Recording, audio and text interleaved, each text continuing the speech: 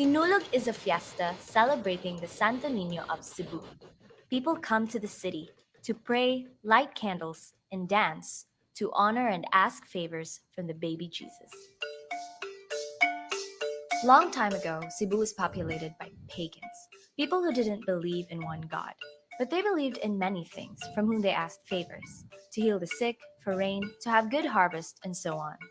One day, visitors, mostly from Spain, came, baptized, and gave them Christian names, and introduced them to the Señor Santo Niño. They possibly loved the baby Jesus so much that Juana, the wife of Cebu's chief, asked the visitors if they could keep the image. But that's all we know, because shortly after, the visitors got killed in Mactan. The survivors and their scribe sailed away. After 44 years, the Spaniards came back. They decided to stay for 300 years and built churches alongside military outposts and civil government houses. And they converted the pagans into Catholics. Since then, the Santo Niño became popular with all the tales of the baby Jesus' miracles to heal the sick and heed the prayers of believers. Today, believers and tourists alike come to celebrate and honor the Santo Niño with prayers and dances we now know as Sinulog. The Sinulog, as a big festival in Cebu, only began in the 1980s, but the practice of Sinulog dance prayer had been performed earlier than that. Viva Pequeño San.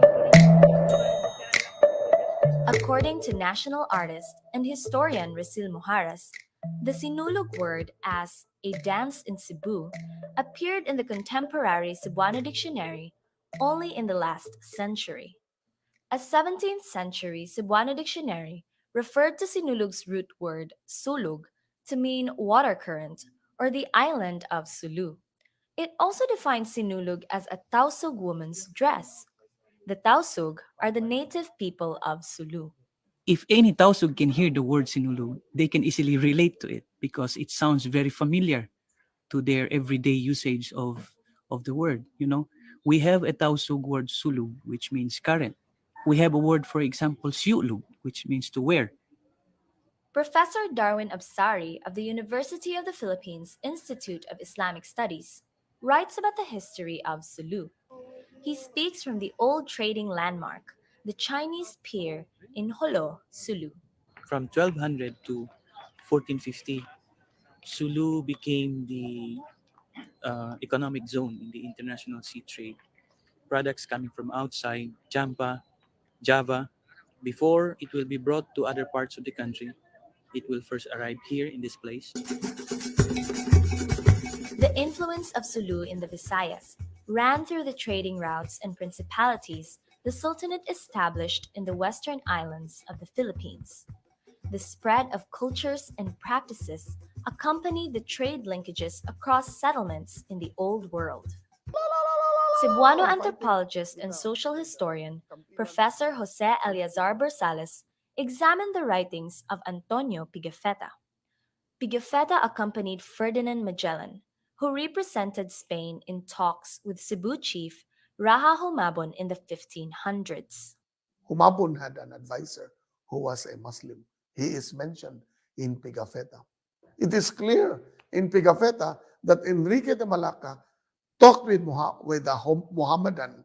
He's described as Mohammedan, who was in the court of 𝗷𝗿liche. The presence of a Muslim holding a high position in the court of 𝗷𝗿liche validates the map showing Panay Island as a principality of the Sultanate of Sulu. The 1500s map indicates that Cebu belonged to the region under the influence of the Sultanate. The strength of the Sulu influence in the Visayas was further confirmed when the word Sinulog found its way in the 1890s accounts of Felix Laureano. Laureano cites Sinulog as the name of a fiesta dance in Panay Island depicting a battle between the Moro and the Christian. And there he says that Sinulog is a very ancient form of competition or of jousting that comes from the Holowanos. And he says, but he saw this in Haro, Iloilo, being performed during a town fiesta. Jolo is the capital of the Sulu Sultanate. So therefore, you have a contextual source which is further than the one we see today, the Sinulog, which as a festival, which began in the 1980s. Professor 𝗷𝗫𝗂𝗃 confirms that fighting tournaments, horse racing, and other entertainment performed in front of the Sultan were a common practice in Sulu. This art of defense is part of the culture simply because their homeland was under siege by various foreign powers. So showing it as an entertainment is one way of teaching the younger generations and the society in general the need to know this knowledge, the need to develop this knowledge as a way of defense in their homeland. Sulu had been a melting pot of diverse cultures from the Hindu, Malay or Srivijaya, and the Chinese civilizations. While pagan culture of much of the Philippines was suppressed by the Spanish occupation, Sulu kept the various influences in their culture, as shown in their dances. Some of the movements remain identical to the physical and spiritual practices in ancient India. The Chinese martial arts influence remains obvious in other dances. The Sulu martial arts dance, that sometimes uses bladed weapons, has a different narrative from that of Panay. The Moro versus Christian narrative, according to a study by Sally Ness, was introduced by the Augustinians, the first Catholic religious order that arrived in the Philippines. So you have a combination of a Holoano origin and a Christian origin. But why is it that other Sulu dances did not evolve in the Christian lands occupied by Spain? Because you have to realize that the islands were not separated until the Spaniards came. Christianity put a damper on the trading relations all over the islands. And along with it came the barriers that greatly suppressed cultural influences that moved through these pre-colonial trade routes. The survival of the battle dance sequence in Laureano's account can be explained by its local popularity. They must have seen the Moro, the original Sulu dance performed in one of the fiestas. And then it's easy to say, let's use the other one as a Christian, and he wins always. The Moro versus Christian narrative used by the Spaniards was very relevant at that time, as Spain struggled but failed to convert Muslim Sulu to Christianity. The whole Comedia series in the Spanish literature is like that. No? Christians defeating Muslims, because southern Spain was occupied by the Moors, by the Moros, for a long time. And they had that mentality when they came here. And then you have the evolution of the Sinulog as a Christian tradition. No longer the Sulu war dance that it originally started from. And so today, it has barely any resemblance to the actual war dance. If you look at the Sinulog category, it's really a modern version. There are various theories on how the Sinulog evolved over the centuries.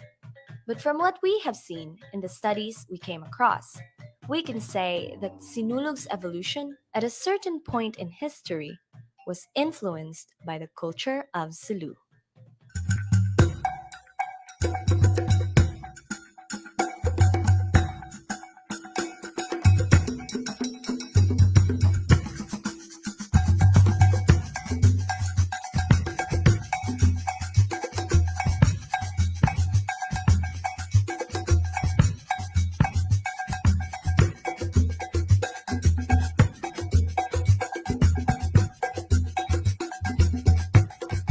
My name is Engineer 𝗷𝗫𝗃𝗃 𝗔𝗃, instructor in Cebu State College. At the same time, I am coach in 𝗷𝗫𝗃, also in Puntao. Hindi na. Dahil sa sayaw and then spiritual and then paniniwala sa Allah subhanahu wa ta'ala. Walang dolin. Amen. Sabi ng mga ninuno namin, ang lakas ng oil, malakas kaysa suntok. Pag hindi ka na matatamaan ng oil, ang suntok ay parang walan.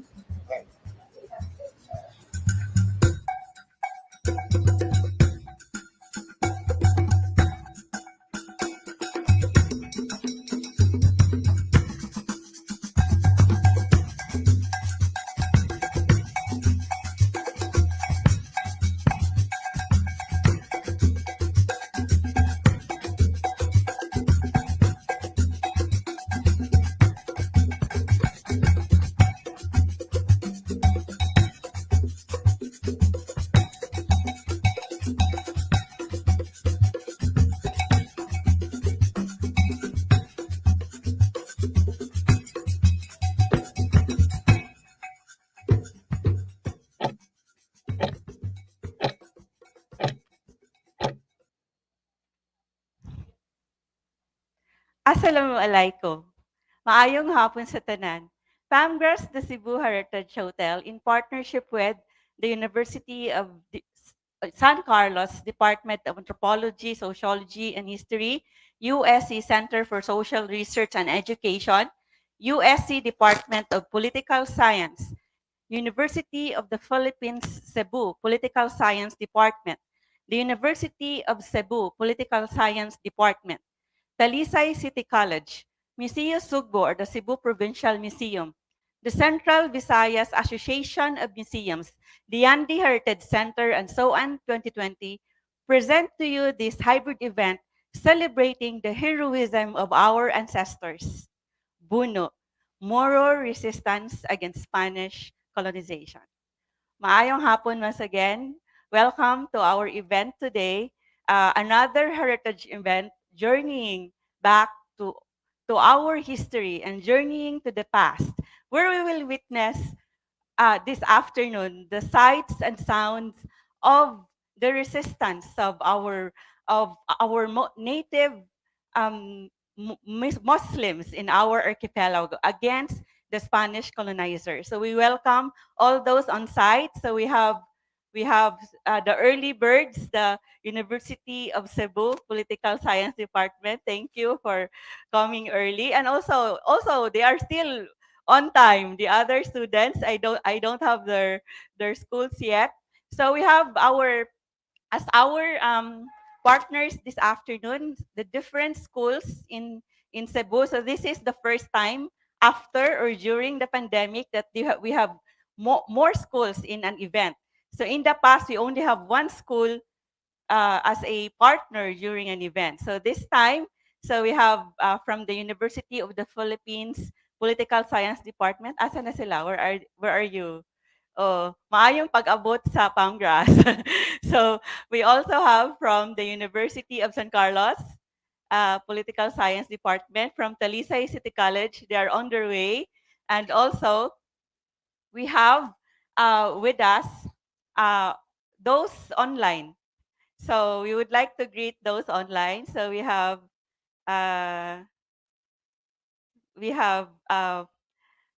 Ferdinand Pagao of DepEd, Taguig City and Pateros. We have also Daniel Nino Paclihan. So you would, even those on site, you would be able to see our Facebook Live event broadcasting right now. So this is also shown at the pages of our partners, and also this is now live also at the page of the National Quincentennial Committee. So you have read our title of the event. Bunu is a Tausug word that means. So do you know what it means? What does it mean? Huh? Someone said something. War. Oh, so what is are you a Muslim? What ethno-linguistic group? Tausug. So we are very happy that we have with us on site our Tausug friend. So and she knows that the meaning of the word Bunu is war. And also in Cebuano, in Visaya, we also have the Bunu word. What does it mean in Visaya? Huh? to throw something. So it is one meaning. Another is to kill an enemy. To kill an enemy. So so is it called? Is it does it have similar meaning? Yearly related. So so this is one of our events. That traces our history because we want to know more about what happened in our past. Because of course, people who don't know their history don't have roots, and then it is like a tree without roots, so shallow, and we don't know how to move forward to the future without knowing, understanding our past, and also relating it to the present, and of course, how to use our knowledge for the future. So this month is a month of celebrations, actually November, and I would say that November is a birth month of heroes, because last November 13 we celebrated the 160th birthday of General 𝗷𝗁𝗃𝗀𝗃. So we had a celebration here on November 12. Guerra, Gugma, Love and War, War and Love, General Maximum at 160. And also at the end of this month, we would be celebrating the birthday of our Supremo, Andres Bonifacio. What would be the birthday now? What would be the age now this year of our hero Andres Bonifacio? Do you know? Answer. Wala pa'y prize ang answer. Watch out for our trivia quiz and prizes. Do you know what would be, this would be, if General Maximum celebrated this year his 160th birthday, the founder of the Katipunan, kataas-taasang kagalang-galang Katipunan ng mga anak ng bayan, will celebrate his 159th birthday. Congratulations! From what school? UP. Lagi. Grabe sad kung di mo makahibaw. Pero of course, we also expect that from other students. So, ang mga scholar nagbayan, we expect you to know the birthdays of and of course, we expect from all Filipinos and all Cebuanos to know the important dates about our heroes. So we are celebrating our heroes. We celebrate what they did, their struggles, and their fight for our freedom, for against colonizers. So we are also actually celebrating this month, or this week, on the third week of November, also the National Book Week. We don't have a graphics, but of course we celebrate books. Without books, we wouldn't be able to know our history, our past, and our society wouldn't progress without the knowledge we learn from books. So we are celebrating our heroes, and we are celebrating our books. So we would also like to recognize our partners in this event, the USC Department of Anthropology, Sociology, and Histories, the USC Center for Social Research and Education, the USC Department of Political Science, the UP Cebu Political Science Society, University of Cebu College of Arts and Sciences. Are they here? Yes, and the University of Cebu Political Science Society.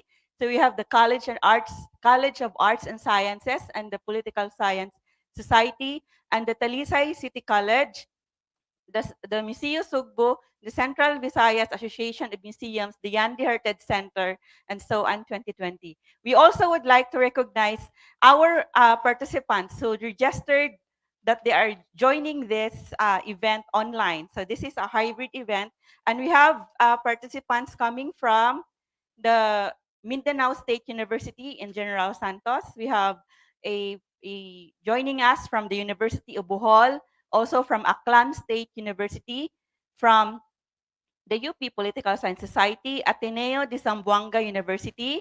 We have from Samar National School, Cebu Normal University, Centro Escolar University, Mary Child School. We don't know which part of the country is Mary Child School. And from STI, we have from the University of Science and Technology, Southern Philippines, UC, School of Law, Student Society. So we have our future lawyers joining us today. And also, For our Suki in our heritage events, the DepEd Schools Division of Taguig City and Pateros. Daghang salamat for joining us once again. Also from the University of the Philippines School of Archaeology, and also from the University of San Carlos. We have from Diliman University, so this is in Dumaguete. We have from Talisay City College, UC, UV, University of the Visayas. From CNU, we have from the Immaculate Conception Archdiocesan School. And then we have from the Cebu Technological University, and we congratulate CTU for being one of the top schools in the country. So they were recognized, right, last month. And also we have from someone from the Supreme Court of the Philippines. Would we be judged right now? And then we have someone joining us who comes from the Zamboanga City Medical Center. So this is this a hospital? So yes, from the doctors and medical practitioners, and we have someone from the Muslim Business Forum Incorporated, and we have someone from 𝗷𝗿𝗄𝗶𝗫 movement, and we have an alumnus from the UP Visayas. We also have the tour guides from FLAG, Tour Guides of Cebu, and Office Partners 360. Daghang salamat for joining us. And then for those online, so please write the hashtag, hashtag Moro Resistance or hashtag Bunu. And then we say hi to maayong hapon, good afternoon to Raymond Remigio. He is watching from the National Quincentennial Committee page. We also have 𝗷𝗫𝗀𝗃𝗃𝗃 at the Palmgrass page. We have John and 𝗷𝗫𝗀𝗃𝗃𝗃 is from the Ateneo de Zamboanga University. Daghang salamat 𝗷𝗫𝗀 for joining us. We also have 𝗵𝗃𝗃𝗃. We don't know from which part of the country is 𝗵𝗃𝗃. And also our event right now is also shared at the Visayan Culture page. This is a Canada-based Facebook page that has an advocacy on Visayan culture. So daghang salamat for joining us.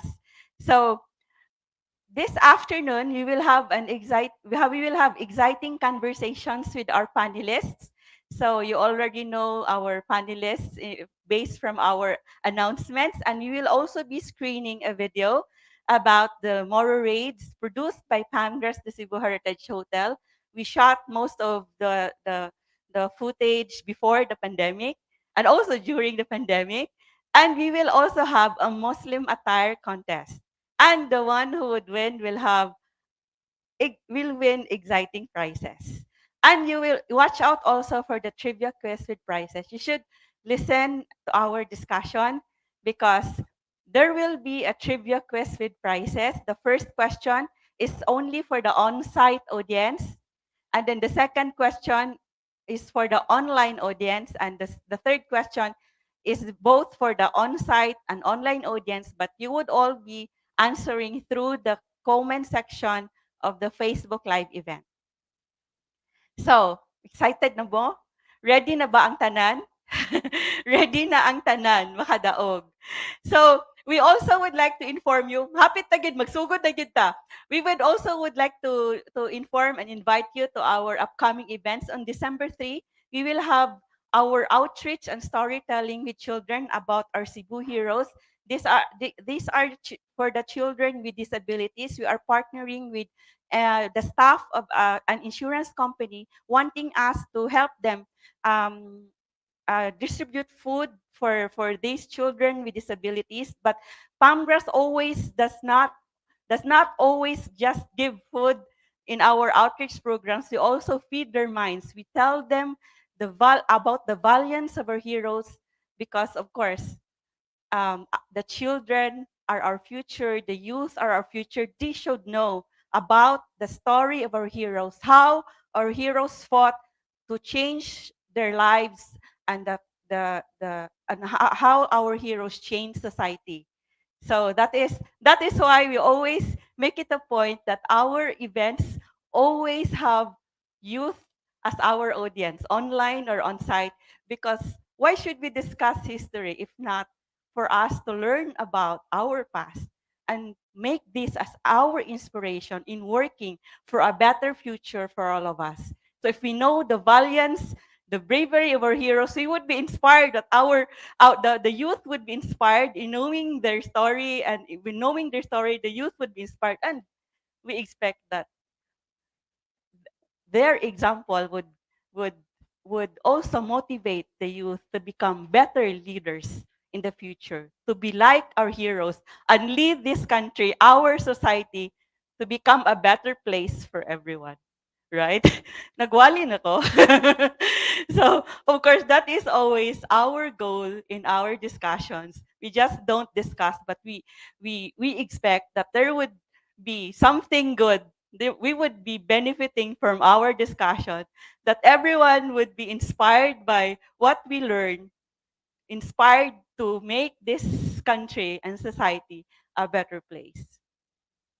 So, okay ra mo? so, 𝗙𝗁𝗃𝗂𝗁, so for those online, we have Lyndon Johnson saying hashtag Moro resistance.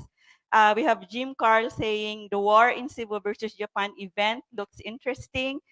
Yes, and so of course there would be a discussion. The date is not yet final, and we would be celebrating also the the the Cebu freedom against Spain, the victory of the Cebu Revolution against Spain, and that would be on December 29, and we name it as Pasko sa Gagawasan, Christmas of Freedom, because we were freed from the Spaniards on December 24, 1898, and our ancestors, our heroes, celebrated it with a Thanksgiving Mass on December 29, 1898, and you would see the depiction of that celebration, the Thanksgiving Mass, at our Galeria Independencia at the second floor, at Galeria Independencia, just at the second floor coming from the lobby.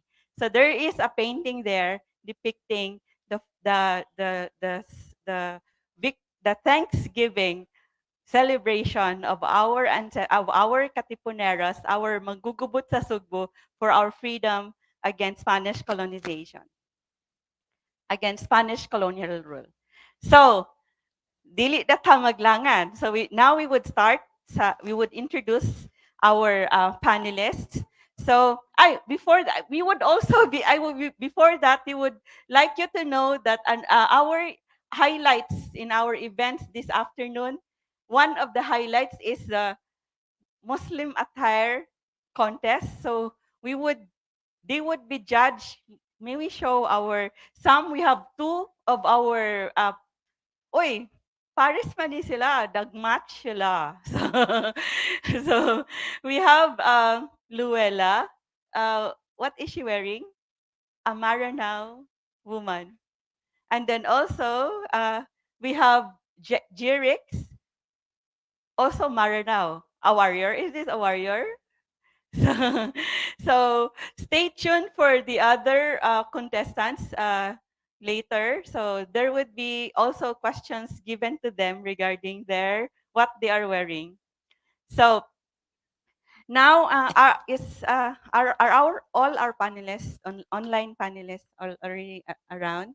So we would like to introduce to you our panelists. So we would like you to know that as we go along, if you can type your comments at the Facebook live event. So please also share this Facebook live event. We will show our audience to our so that and then of course we would also like you to know that the judges of our Muslim attire contest, two of the judges are our panelists, and one of the judges, the third judge, is our was our if you have seen our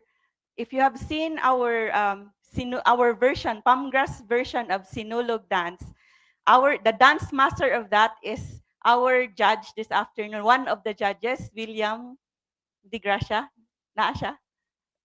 Dili siya makita sa camera. Wala pa, unya na lang. So so we have our audience, and then our one of the judges is William 𝗷𝗁𝗃𝗃𝗁𝗃. He is a cultural officer of the St. Cecilia's College. So one of our panelists is he has been our Suki in our heritage discussions when involving the Tausug and the Muslim history. He is a former student regent of the Mindanao State University. He took his his AB in political science at the Mindanao State University in Tawi-Tawi, and he has a University System Leadership Award. He is an assistant professor and college secretary at the University of the Philippines-Diliman Institute of Islamic Studies. He is teaching Islamic thought, legacies and Islamic civilization, and Moro history, society, and culture. And he also researches on the pre-Hispanic Philippine history, Islam in Southeast Asia, and many others. So please help me welcome the one who brought us to Sulu and protected us in Sulu. Please help me welcome Professor 𝗷𝗁𝗍𝗃. Maayong hapon sa tanan. Maayong hapon, Professor Darwin. Daghang salamat for joining us. So, of course, it was Darwin. If you have seen our introduction in the Sulu Sinulog group, you have seen him there. And of course, he was the one who guided us in our journey to Sulu. So, our second panelist, our next panelist is also a graduate of history, and he had his master's in Masters of Arts and History, and he is currently finishing his Doctor of Philosophy in History at the University of the Philippines-Diliman. He also got his Masters in History at the University of the Philippines-Diliman. He is an associate member of the National Research Council of the Philippines. He is a board member of the Philippine Historical Association, and he is a lifetime member of the Philippine National Historical Society and the Asosasyon ng mga Dalubhasa may hilig at interes sa kasaysayan at hika ng Pilipinas Incorporated. He is the former program head of the National Historical Commission of the Philippines, Local Historical Committees Network, and he is the head of he was the head of the National Quincentennial Committee Secretariat. You would know that the National Quincentennial Committee led the celebration of the 500 years. So it was very successful because of our resource person's leadership. So, and he is right now the officer in charge of the Research, Publication, and Heraldry Division of the National Historical Commission of the Philippines, NHCP. Please help me welcome the Supervising History Researcher of the National Historical Commission. And you would know that historians are not just intelligent, but 𝗷𝗿𝗄𝗁. Please help me welcome Ian Alfonso on site. Good afternoon. So, daghang salamat, Ian, for being here on site. So, we are so happy that we don't just have online panelists, but we have on-site panelists. And Ian came here really from Manila. We should adjust the camera sa panelist.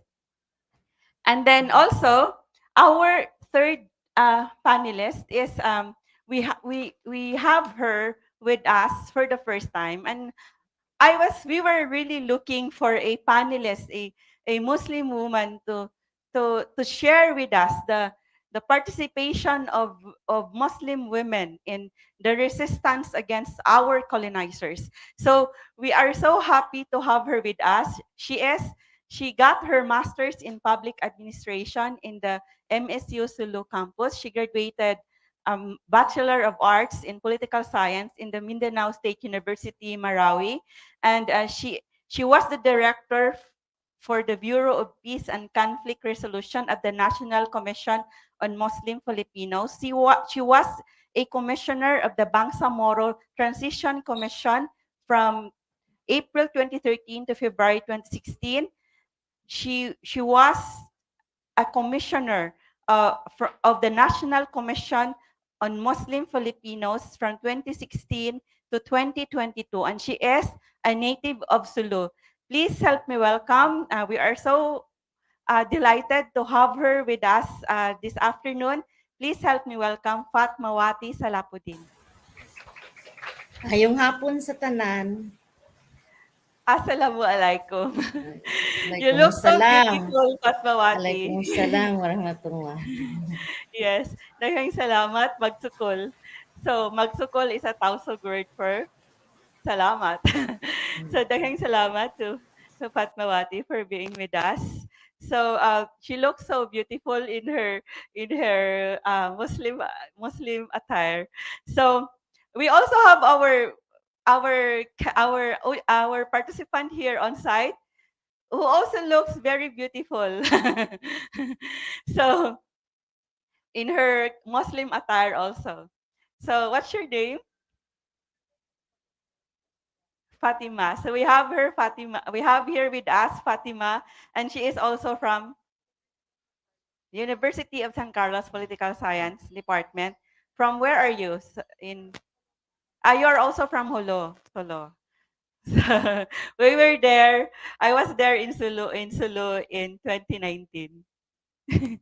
So now we would start our discussion. So we would like you to know that we would be entertaining your questions if you if you indicate it in the comment section of our Facebook live post, and then both at the National Quincentennial Committee page and also here at the 𝗏𝗏 𝗔𝗶𝗺 page.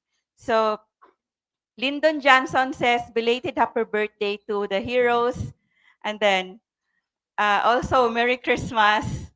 So this is from Lyndon Johnson, our audience at 𝗏𝗏 𝗔𝗶𝗺 Facebook page.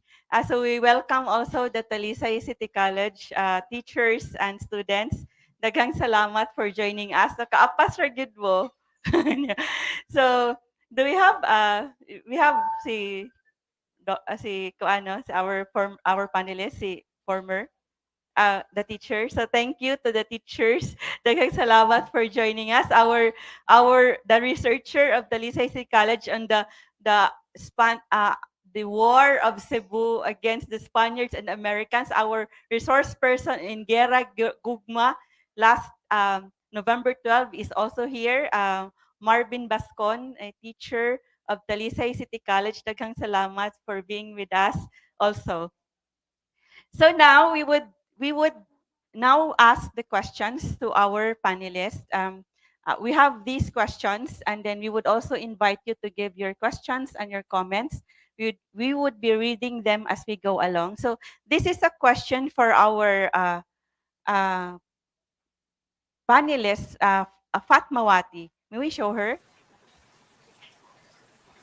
So 𝗏𝗏, we would like to ask you regarding to tell us the interesting characteristics of the Muslim natives in pre-Hispanic times.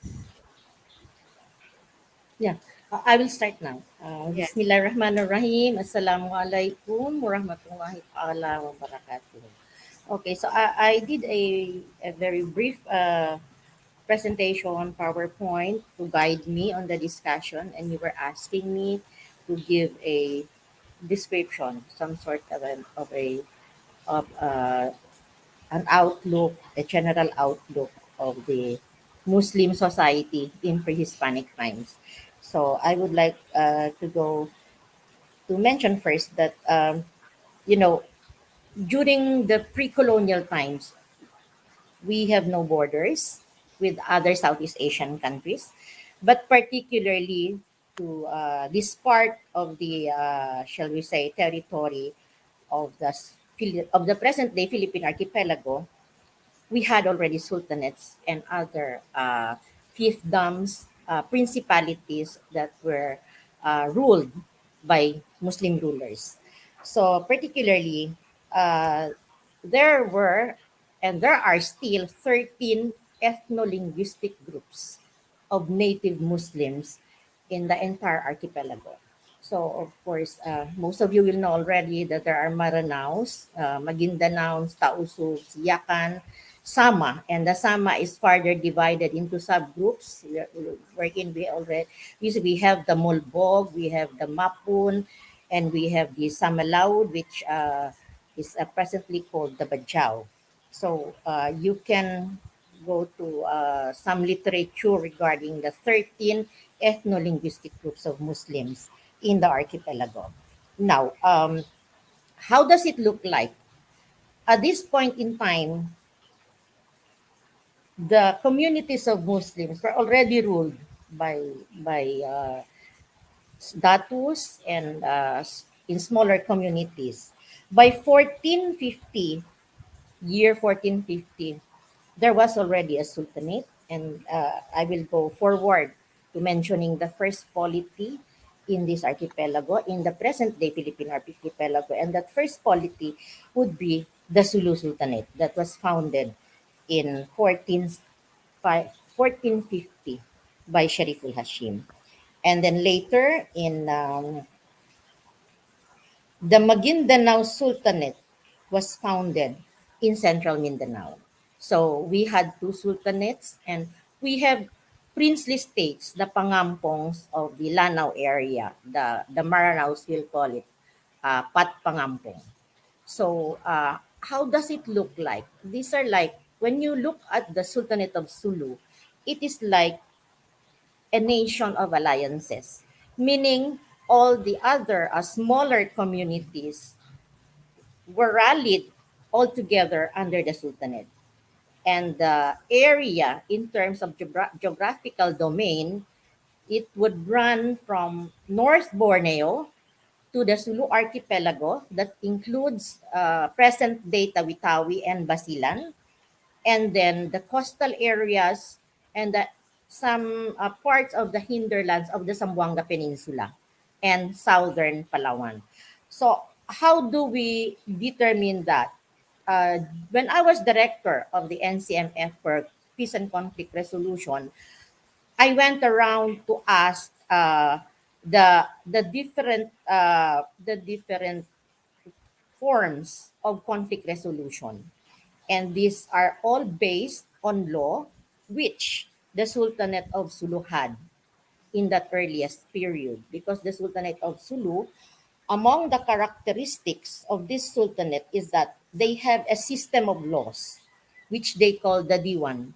So for all the other principalities in Zamboanga Peninsula, Basilan, Tawi-Tawi, North Borneo, this system of laws actually stayed, and it became a reference for us to do conflict resolution. So when I was talking with the Subanan women, they told me that the traditional law that they have actually emanated from the Sultanate of Sulu. So that is the Diwan of the Sultanate of Sulu. Let me go back to that first polity that I was talking about. I'm looking at my notes here. Bear me out.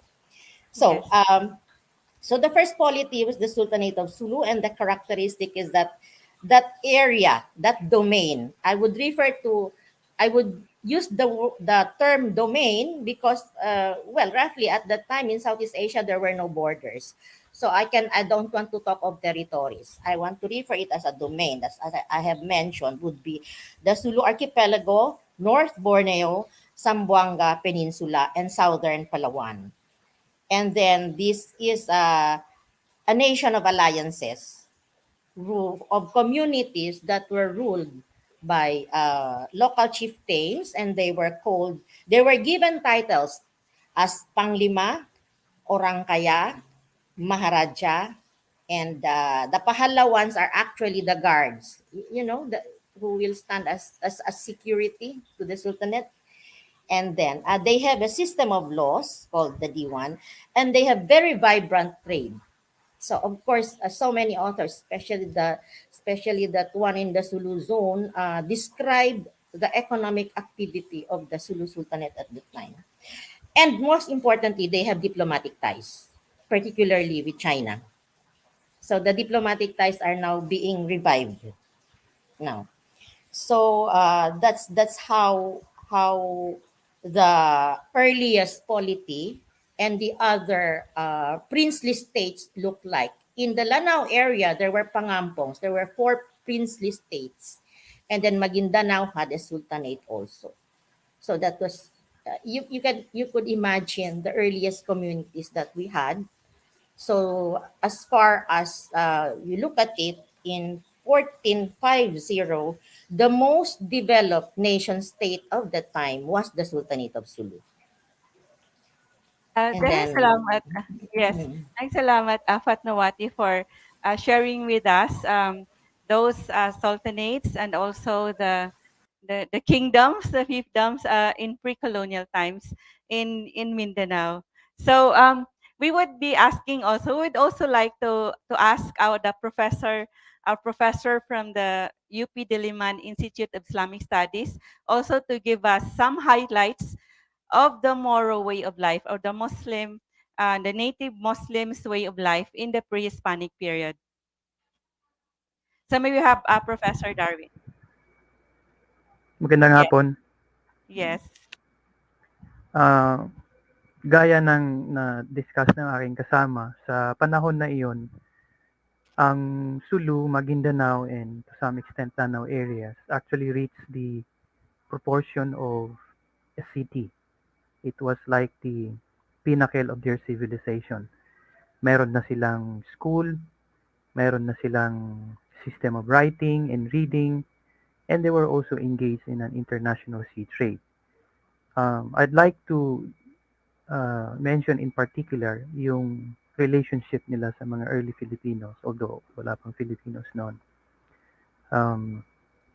Kasi in the country, kumbaga, with the arrival of Islam that contributed further to the growth of their civilization, naging advance ang the newly converted Muslims or the Moros. Mas advance sila sa ibang inhabitants ng ating bansa. No? So, at that time, they were not only participating in the inter-island trade, but they were also to some extent leading in the inter-island trade. And they were trading with the early Filipinos peacefully. Kasi sa Islam, wala namang sinasabing compulsion of religion. Walang war on aggression. Hindi ka pwede mag-impose ng iyong religion. Kaya, makikita natin, despite na nagkaroon ng power ang Sultanate, it rose in a form of a very powerful sovereign nation. Walang aggression yung mga Muslim noon sa Mindanao. They did not come to Visayas and Luzon areas to impose Islam or to enslave the people, but they were actively participating in the inter-island trade.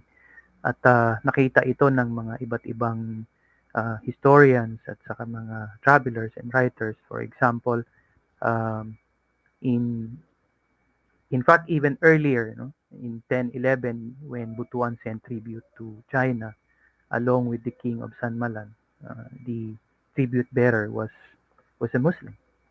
1405, Manila and Mindoro sent tribute to China. Yung nag-lead ng tribute ng Mindoro was a Muslim. So there was a healthy and peaceful collaboration between the Muslims and the not yet Muslims at the time, because of the Islamic worldview of the Muslims from Mindanao as something tolerant and universalistic. In fact, nabanggit sa video kanina, when Magellan came, meron ng Muslim presence. In fact, occupying one of the highest positions. He was like a council or advisor of 𝗷𝗫𝗺𝗀𝗃. So, not only they rose to prominence and became rich, but they were also actively engaged, like I said, in the inter-island trade, which in a way contributed to the raising of the Islamic awareness and Muslim culture of the non-Muslims. That's why we find, for example, Sinulog as originated from Sulu, and a lot more of the Islamic influences in the country. Yes. Daghang salamat, Magsukol, Professor Darwin. We already have a question for you, actually, to follow up regarding the Moro, the Muslim way of life of the native Muslims in pre-colonial times. May we have Darwin to answer this briefly. 𝗍𝗿 Derek says, I would like to know more if the role of the manggugubat in Islamic Sulu is, I guess, you would be answering this later. We would like to know if the role of the manggugubat in Islamic Sulu and the, is it the same, or is there the role of manggugubat in Islamic Sulu and like the 𝗍𝗿 also? For the rest of the natives. So we will reserve that question later. So there is this question. We will call again Professor Darwin later to answer that.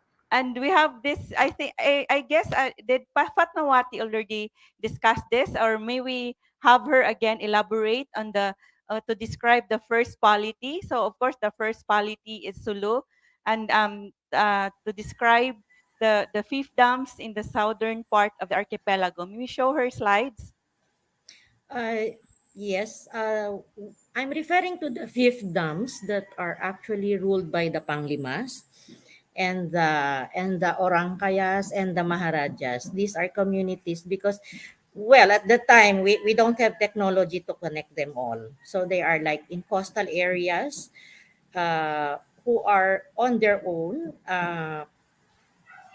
are the rulers of those communities, and you call them banwa, the banwa. So they use the system of law that was handed down by the sultanate to resolve conflicts among their followers in the community. So this is like we also call it in Sulu the banwa, and the person leading that community is called a banwa. So they are given the titles, as I was saying, as Panglima or Ōrangkaya or Maharaja in the different districts of the archipelago, Sulu, Basilan, Tawi-Tawi, coastal areas of the Zamboanga Peninsula, and then North Borneo, and then, well, Islam actually was in Manila and some coastal areas of the Visayas, but they were easily defeated, of course, by the colonizers because they're too far away. Imagine that in those early days, we have to move around by vessels, by sea vessels that are actually using layag, the sailboats. So that's how it's a very slow uh, what's this connectivity. There's a very slow connectivity among themselves, but among these communities. But for one thing that makes them all together under the banner of the sultanate is the system of laws that they are using, that is used to actually settle the conflicts among members of the communities. Daghang salamat, Fatmawati, for sharing that. So we have more questions for Fatmawati later on regarding the role of women in the resistance against Spanish colonizers. So now we would like to ask Professor Darwin to elaborate on the Islamic concept of slavery and war. Mm, that's a very good question because when we talk about Muslims' resistance against colonizers, it really involved slavery and of course the war, which is very obvious. Gusto ko mag-umpisa doon sa slavery, no? Before the advent of Islam in 7th century in Arabia, slavery was a reality in many parts of the world. Bahagi ng kultura. In fact, kahit dito sa atin, bahagi sa kasaysayan at kultura natin ang slavery. When Islam came, hindi niya inabolish, but Islam gave regulations.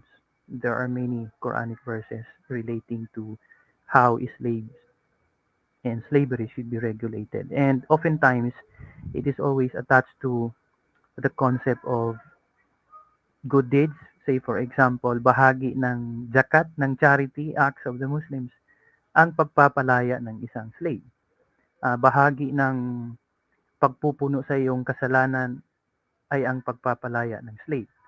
Bawal ang slave na babae ibenta mo bilang isang prostitute. So, nagkaroon ng regulation. Yung gera naman came in the middle of the history of revelation because the Quran was revealed to Prophet Muhammad in a span of 23 years. When they were already in Medina, the Meccans started to attack them, and that's when the revelation on war uh, was was was revealed.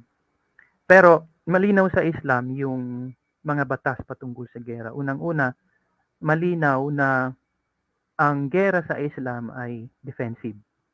Hindi ka pwede manggera na lang sa ibang bayan or sa kapwa-tao ng walang dahilan. Particularly, say for example, in one verse, when they were attacked, then there is a verse revealed, fight those who fight you, but do not transgress. Ito yung mahigpit na pinagbawal ng Islam, yung transgression. So ano yung mga batas na sinusunod ng Islam patungkol sa gera na nauugnay doon sa sinasabing do not transgress? Unang-una, bawal ka pumatay ng matanda, ng babae, ng bata. Itong mga civilians, bawal ka pumatay ng wounded. Bawal ka magputol ng kahoy. Magputol ng kahoy in present context ay mag-destroy ng kabuhayan ng tao. Bawal mo patayin yung pare o yung mga monks. Bawal din gibain ang places of worship. These are churches, synagogue, temples, and other house of worship.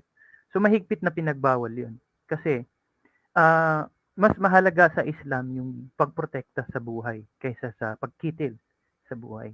Subalit, pinapahintulutan ng Islam ang gera kung ito ay sa paraan ng pagprotekta sa kapayapaan, sa religion, at pagtanggal or pag-alis ng sinasabing oppression. So, Islamic war is primarily addressed to erase oppression in the land and also to protect lives and people. So, yung mga yon kahit papaano na-instill sa consciousness ng mga Muslim sa Pilipinas at nagkaroon ng actually yung slave raiding was the first time when Muslims was in a way examined in how they fought their wars. But basically merong mahigpit na alintuntunin o batas patungkol sa gera. Daghang salamat. Thank you very much for that, Professor Darwin. And there are already questions for you. So there is that pending question regarding what would be the counterpart of the manggugubot in Sulu and manggugubat, I mean. Manggugubot are the 1898 revolutionaries in Cebu. They called themselves manggugubot. And then, so manggugubat are, of course, the pre-colonial warriors, manggugubat. So what would be the manggugubat, the warriors in Sulu, and then also the babaylan. So in the Visayas, we have the healers, we have the babaylan. What is the counterpart of the babaylan in Sulu?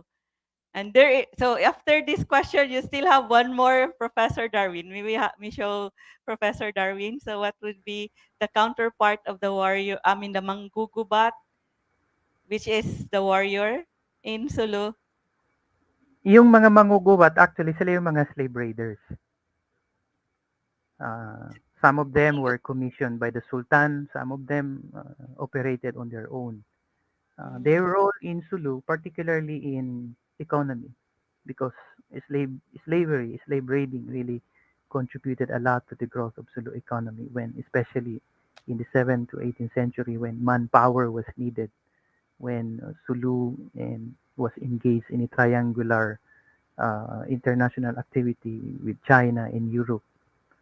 So, sila yung parang nangangayaw, kumbaga. The warriors. Oo. But when did slave raiding start in Sulu? Because in the Visayas, there would be accounts that in pre-colonial times, the Visayans were slave raiders.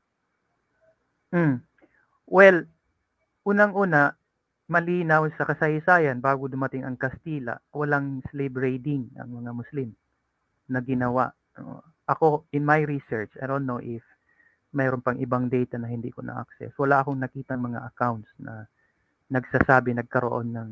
Kasi nga, sa Islam, pinagbawal yung ganun. Yung war on aggression and forcing other people to embrace Islam. Ang slave raiding sa mga Christian settlements nangyari nung nagkaroon na ng pananakop ang Kastila. Kasi ginamit yung mga natives na converts against the Muslims. In many expeditions, sa mga libro mababasa natin, laging outnumbered ang Kastila doon sa number ng mga natives. Halimbawa, in one ship on board, 50 Spaniards, 500 Christian Filipinos. So, nakita ng mga Muslim. Professor Darwin, there would be actually another discussion about that during the Spanish period, the slave raiding, the Moro raids during the Spanish period. So there is also one more question which you may answer very briefly. This is from Giancarlo Areglo asking, Professor Darwin, you said that the Muslims were more advanced than the other inhabitants in the pre-colonial times. So what was the reason? What were the reasons? Why is it that the Muslims were not able to convert the Visayans and the Luzon people to Islam? This is from Giancarlo Areglo. Unang reason bakit sila advanced because nagkaroon ng sultanate. The rise of the sultanate was actually the culmination of the civilizational nurturing. Remember, our country was part of the so-called Nusantara or the Malay world at that time. Malay world, this includes Indonesia, Malaysia, Singapore, Philippines, Brunei. The country was part of the Malay world, and the Malay world was subjected to some kind of a civilizational nurturing by the Indians, by the Chinese. The Indians came, the Chinese came to trade, and along with those trading exchange, nagkaroon ng philosophical exchange when we learned part of the culture of the Indians, part of the culture of the Chinese. When Islam came, Islam did not destroy the existing values that we had, which we learned from other people of advanced civilizations like that of Indians and Chinese. When Islam came, dinagdagan nila yon. So, parang na-elevate lalo yung way of life ng mga tao. And with the establishment of the Sultanate, where its power was felt not just within the Sulu archipelago but even outside, that's one of the manifestations that the Muslims, now being newly exposed to Islamic civilizations, became more advanced than the rest of the population in the country. Unfortunately, the growth of Islam was very slow, and kasi wala namang ganun yung Muslim ka na, sultanate ka na, you have this sovereign nation, mag-conquer ka na ng ibang bayan at mag-impose ka na ng Islam. Yun ang isa sa mga dahilan bakit hindi masyadong mabilis ang pag-spread ng Islam. Even in Sulu Archipelago, the Islamization process took more than 200 years before it was culminated, before it was in a way completed when the Sulu Sultanate was established. Very subtle, mostly came along with economic exchange. Daghang salamat, Professor Darwin. So now, of course, you would know that if you saw that video about the Sulu Sinulog, the Sulu roots of Sinulog, you would know that in 1521, 𝗷𝗿 𝗪𝗛, the leader of Cebu, had a Muslim advisor. But the Visayans or the Cebuanos were not Muslims.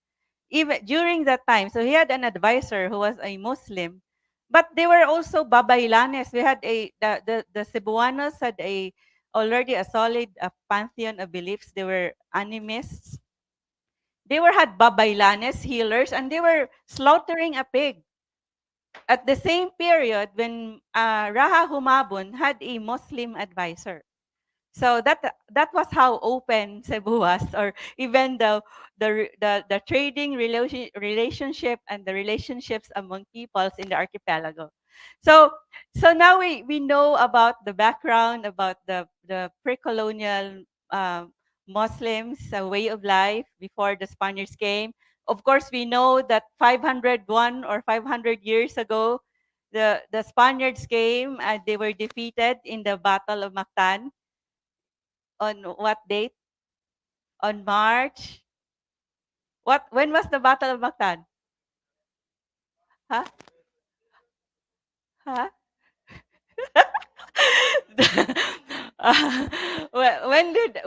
the Spaniards came? When did the Spaniards come to Cebu? When was the arrival of the Spaniards in Cebu? 1521 on. So you go to the after the event, you would go to the Gallery of History at Palmgrass, the Journey to Freedom, ang dalan padulong sa kagawasan. You would see the important dates when did the Spaniards arrive in Cebu, and that was April 7, 1521. And the baptism of the Cebuanos was on April 14, 1521. And the Battle of Mactan was, yay! 𝗙𝗵𝗁 sila. Congratulations to our head of the National Quincentennial. They know that the Battle of Mactan is April 27, 1521. So, of course, as said in our video that we showed, so 44, they left Cebu because they were defeated in the Battle of Mactan. They came back 44 years later, and they occupied Cebu. So there were actually resistance. There was a resistance in Cebu. There was the Gami resistance against Miguel Lopez de Legazpi's troops. They were starved by the Cebuanos. They were harassed by the Cebuanos. They were also poisoned by Cebuanos with the help of our babaylanes and healers, whom they called as witches and who practiced witchcraft. And so they went to Panay, and they were also defeated by the Portuguese attacks. And so they went to Panay to look for food, and they went to Manila. So now we are going to discuss the Muslim resistance against the Spaniards in Luzon. So according to one of our audience, that Luzon was not converted to Islam, but maybe we would know from our panelists. So our panelist is from the National Historical Commission of the Philippines, Supervising Researcher, and he also is an author of this book, a very important book, but is now out of print, The Nameless Hero of the Battle of 𝗵𝗂𝘂. So now we would call our panelist who is on site, who came here from Manila to discuss with us this very important battle in 1571.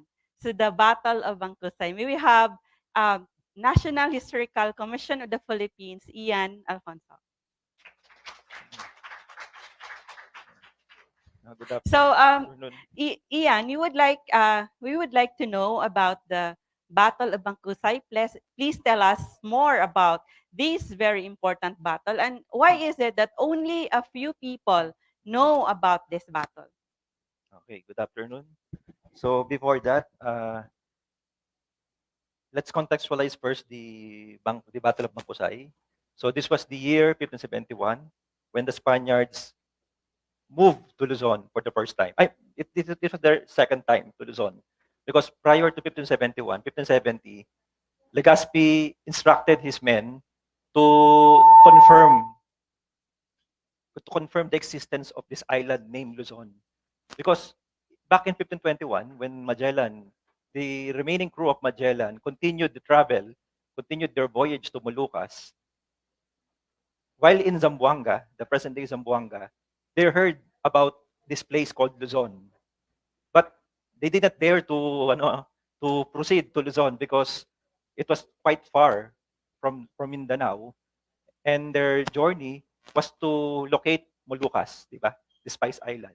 So they heard about Luzon in particularly in Labason, in Kipit, in Labason, Zamboanga del Norte. And while they were in Brunei around July 1521, they encountered this admiral of the Sultan of Brunei. He was unnamed in the accounts of Pigafetta, but Pigafetta referred to this admiral of the fleet of the Sultanate of Brunei as the Prince of Luzon. So this was the first time that they encountered somebody from Luzon. And he was not an ordinary man. He was the Prince of Luzon. Around 1612, there was this Spanish chronicler named Fray Aganduro Moriz, he was a recollect, and he wrote something about the early history of the Philippines, and he mentioned about the expedition of Magellan, and he named that Prince of Luzon, and he was so happened to be Raja Matanda of Manila by 1571. And why did the rulers of Manila, which was then a Muslim city already, welcome the Spaniards in 1570 and 1571? It was because of the promise of the young Raja Matanda, then called the Prince of Luzon in Spanish accounts, to when they cross paths again, they would be good friends, because he was released by the Spaniards. There was this battle in Brunei because the young Raja Matanda fought the Spaniards in the Brunei Bay, and he was defeated. And the Prince of Luzon was captured by the Spaniards, and he was released. And as part of that, and part of the negotiation, he would be released, and the Spaniards would be paid with the gems, which so happened those gems were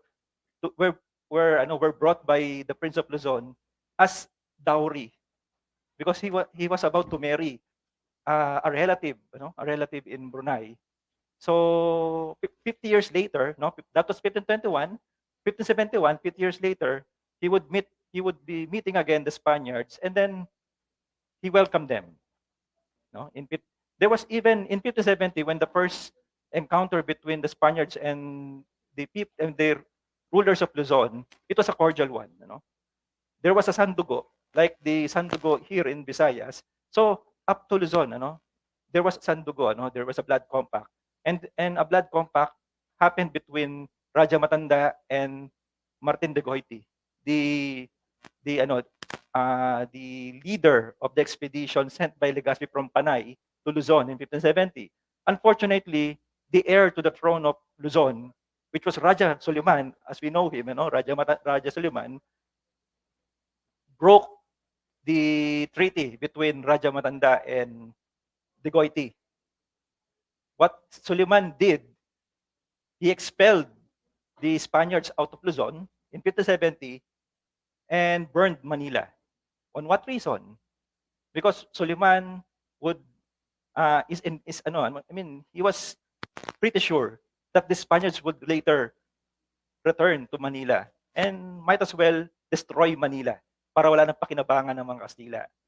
And it so happened that the following year, the Spaniards returned to Luzon, because that expedition in 1570 was only meant to confirm the existence of Luzon.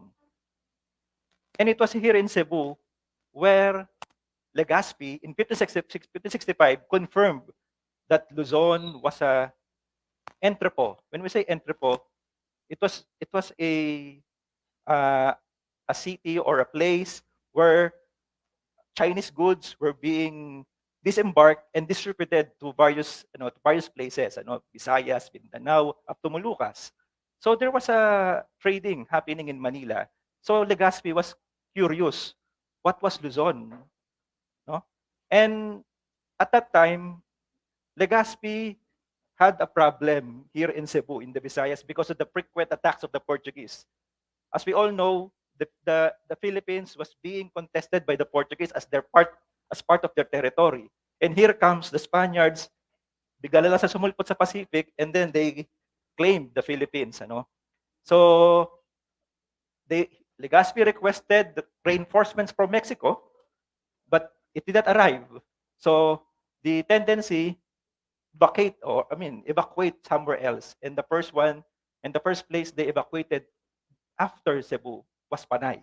And Panay was not quite suitable to provide their needs, because yun nga, as Ma'am Agripina said earlier, the Visayans had this tendency to deprive the Spaniards food. So they transferred to Luzon after the confirmatory expedition sent in 1570. And by 1571, the year after, kasama na si Legazpi sa pumunta sa Luzon. And as we all know, frequent ang battles noon, frequent, yung mga tinatawag ng mga ngayaw. That was why when Legazpi, when the Spaniards returned to Luzon in 1571, they were 500 Visayans, they were called pintados. And according to the accounts, these pintados were the enemies of the people of Luzon. And the Spaniards did not explain bakit may away sa pagitan ng Luzon at mga Bisaya.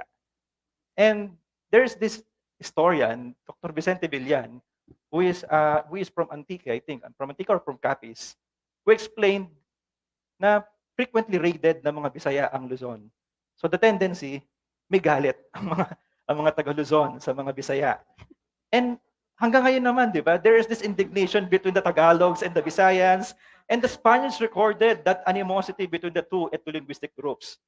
At lalo pa itong lumala when the Spaniards brought the warriors, the pintados, to Luzon. And then Legazpi talked to 𝗷𝗂𝗪𝗃 na let's forget what happened in 1570. Let's move forward. No? So because of the diplomacy of Legazpi to these Rajas, he won these Rajas of Manila. He won 𝗷𝗂𝗪𝗃.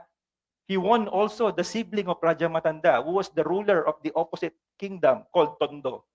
No? Because Tondo and Manila were only separated by Pasig River. No?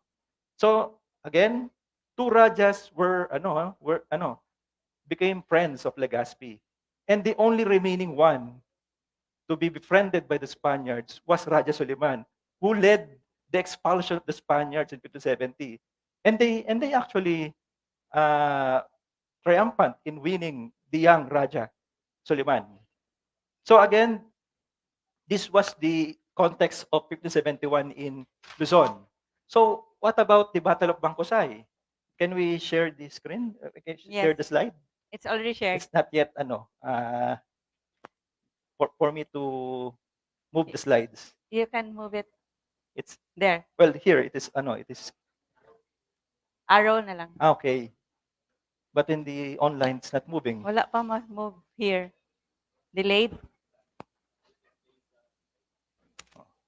Anyway, forget the slides, Forget the slides.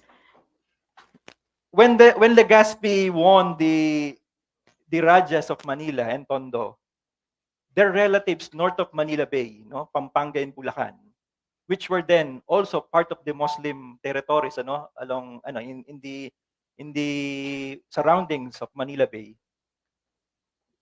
The Spaniards met resistance.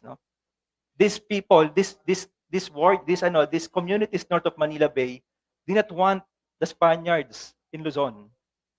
Kahit na magkakamag-anak sila, they were contradicting.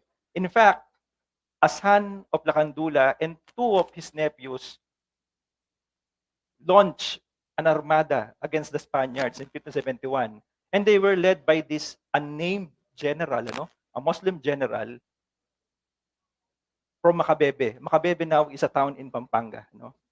So they muster 2,000 Muslim warriors. This was recorded by the Spaniards. There were 2,000 Muslim warriors. They mustered 2,000 warriors led by a general who was left unnamed by the Spaniards in Spanish documents. This is the monument, the monument. Okay, the monument to the leader of these 2,000 Muslim warriors erected by the Kapampangans in 1934 in front of the municipal hall of Macabebe. And indeed, the old marker placed in this monument, he is unnamed.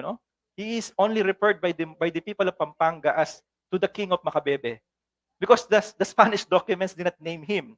That's why the book mentioned earlier by Ma'am Agripina, The Nameless Hero, my book is entitled like that, The Nameless Hero.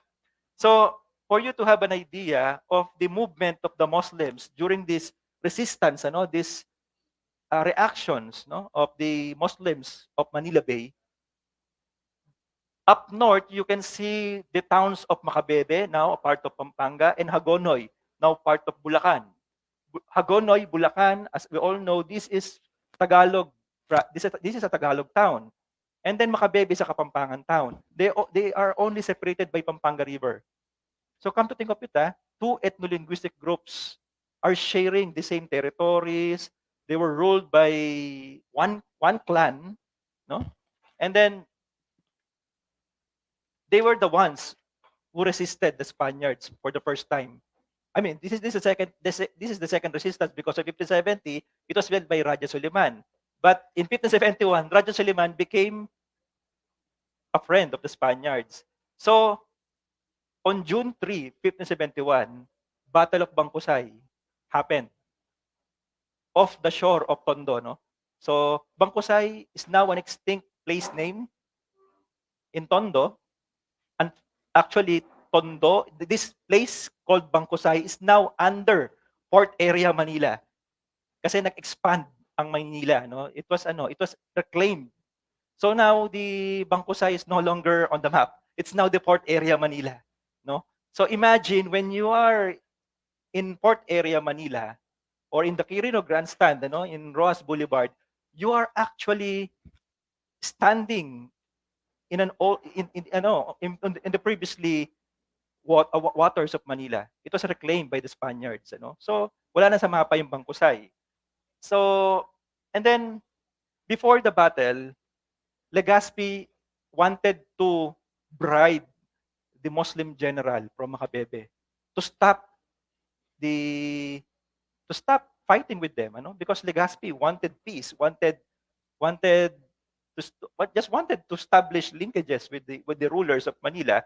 But unfortunately, that decision of Lakandula, Matanda, and Suliman to welcome the Spaniards became the start of the colonization of Luzon. No? So the Spaniards did not succeed in winning the warriors from Hagonoy and Macabebe, and instead, it was recorded by the Spaniards, the unnamed ruler, the unnamed general of Macabebe, said to the Spaniards, "May the sun cut my body into two, and may all women hate me. When the time comes, I will be a friend of yours." So, nagbigay siya ng sumpa, no?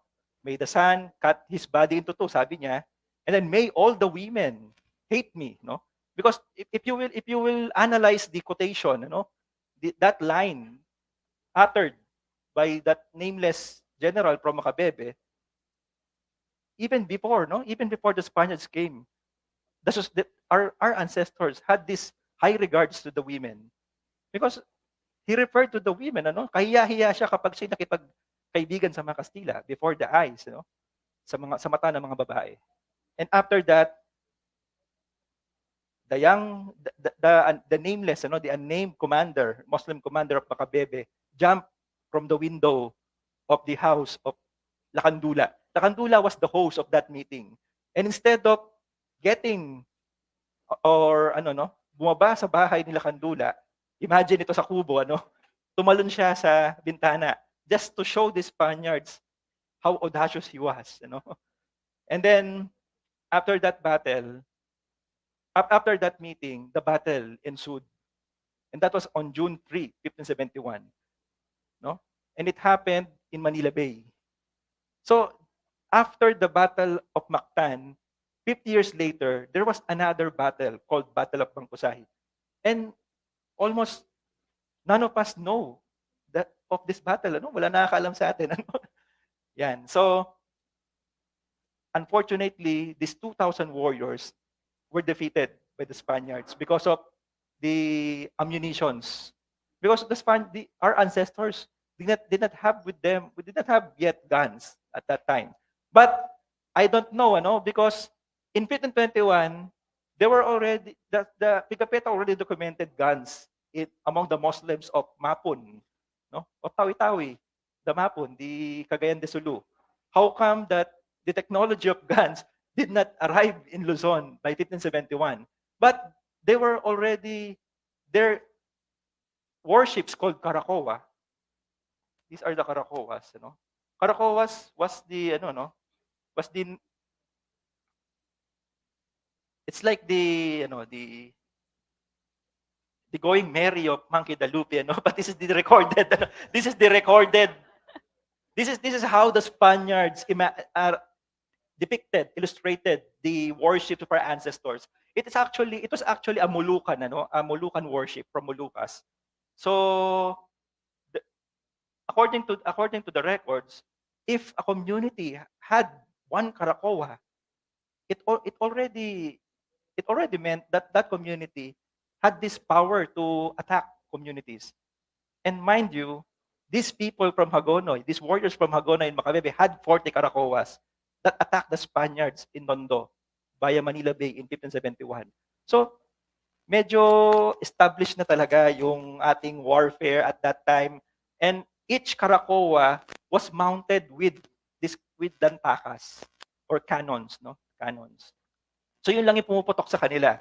Unfortunately, natalo sila, and the defeat actually caused by demoralization.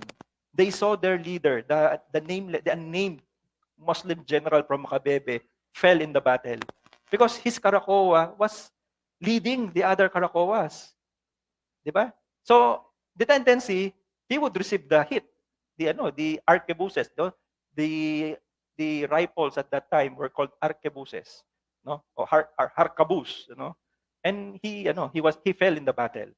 And when his people saw him fell from his Karakowa, the others actually nagtakbuhan, The Spaniards, when you read the Spanish records, the Spaniards will tell you duwag ang mga ninuno natin because they fled to the battle scene. But the Spaniards did not realize that this called we call it opaya in Kapampangan, but among the Visayas you call it gahum, gahum. I don't know because Tagalogs don't have that word, gahum, It's like power, or an invisible spirit or invisible power. Because Kapampangan have also that word, they call it opaya. Upaya or the gahum actually emanates from the leader. At nung nawala yung leader, nawala rin yung gahum o yung power ng community. So they were like magnetites dispersed in the battle because you uprooted the magnet, And I think that was the reason why our ancestors called magnet as Batubalani or Balani, di ba? The root word is Balani. Balani is actually magnet among the Tagalogs and the Malays. But Balani is a cognate of the word Bayani, Berani, Bagani, Warani. And it only shows, it make us realize when you uproot the hero or the Bagani from the community will be astray, maliligaw, like magnetites. So I think that is how I read the Spanish documents, If we will only follow in verbatim or in face value the Spanish documents, masasabi mo ngang duwag yung mga ninuno natin, But we are being taught by history to read beyond the documents, these biased documents of the Spaniards. So that was on June 3, 1971, 21 days later, Manila was proclaimed as the capital of the Philippines. And that was the beginning of the 300 years of the Spanish colonization.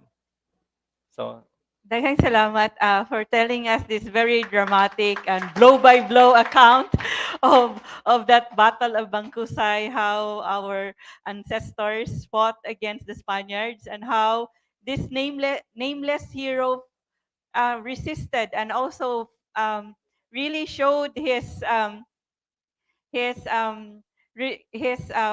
fervor and valiance against the colonizer. So now we would like to ask for our resource person who would be a future doctor in of philosophy and history, we would like to know more about this nameless hero. What is his name? Why is it that we only know? Why is it that we would read about Tariq Sulaiman or Bambalito in some write-ups of people regarding the Battle of 𝗷𝗂𝘁? So, what is his name? Yes. Actually, there are only 4 primary sources of the event. Unfortunately, our ancestors did not record or did not left anything, any recordings of their experiences during the Battle of 𝗷𝗂𝘁. What we have now are 5 Spanish accounts about the battle. The primary ones was written by Legazpi himself. Before he died in August 1572, he sent a report about the condition of Luzon after they conquered it in 1571 to the Viceroy. When we say Viceroy, the head of Mexico, no? And it is located. You can search it on on the digitized archives of the Archivo General de Indias. If you happen to know this website by the Spanish government called Portal de Archivos Españoles, it is a one-stop site of most of the Spanish archives, no? So nandun yung mga dokumento ng mga Kastila, about the Philippines, and one of them is this document written by Legazpi himself. And then the second document is written by an unknown, an anonymous Spanish officers detailing the events that happened in the Battle of 𝗷𝗂𝘁. And this particular document, also from the Archivo General de Indias, recorded the actual date of the event, or June 3, 1571. The third one is an account by another Spanish official written in 1574 named Hernando Riquel. He also mentioned something about the battle. And then another Archivo General de Indias document written by Martin de Goiti, the one who led the battle, the Spaniards in the Battle of 𝗷𝗂𝘁, written in 1572. And the fifth document is written in 1590 by an eyewitness of the battle. These 5 primary sources did not mention the name of the leader, except for the 5th one that I mentioned, the 1590 account of an anonymous Spaniard who witnessed the battle. It is located previously among the collections of Antonio Grainho in Madrid. And this Grainho collection was later bought by the Lilly Library of the Indiana University in Bloomington in the US. And in that 5th document, that supposedly or that alleged eyewitness of the battle named that leader as Bambalito. And that is the first recorded name of the hero, Bambalito. But how come in 2016, the National Historical Commission of the Philippines did not follow that document, that 1590 document? Precisely because when the historians analyze the document, parang Spanish sound yung name na Bambalito because of the ito. Miguelito, Joselito, di ba? Do we have that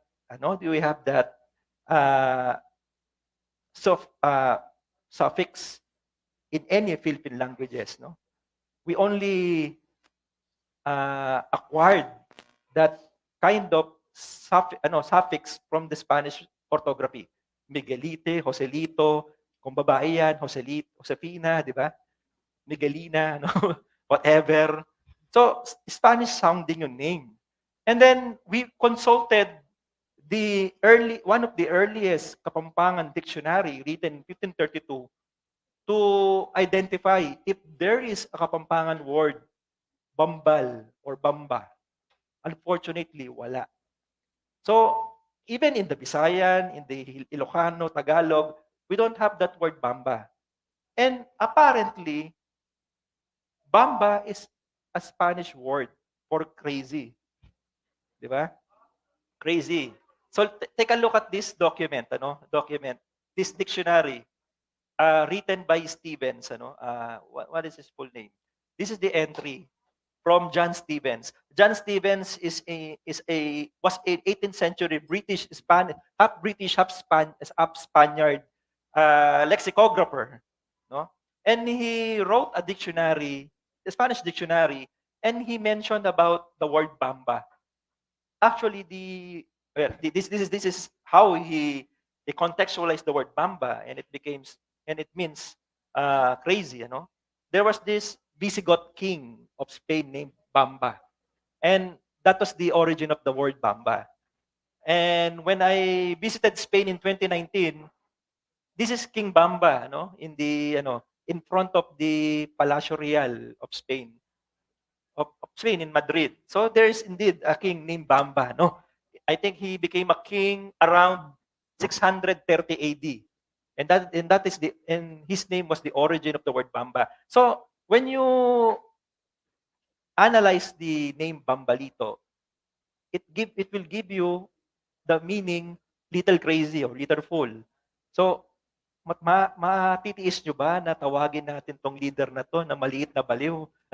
Bambalito. So, the NHCP preferred not to name the hero.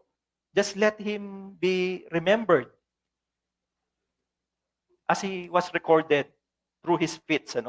So, we actually installed the historical marker in the 1934 monument in Pampanga of this nameless king of 𝗏𝗏 or the nameless Muslim general, and and what the NHCP wrote in the historical marker ang kabataang pinuno ng 𝗏𝗏, because he was described by the Spaniards as 𝗏𝗏 Moro or 𝗏𝗏 Mozo, Mozo in Spanish is young, and valeroso is brave, the brave youth, or the brave youth, because according to the Spaniards, before the battle, this commander, this general from 𝗏𝗏 was known for his bravery. So talagang kakaiba itong taong ito. So if you will read the historical marker, wala siyang pangalan. And this was the first time the NHCP honored a nameless hero.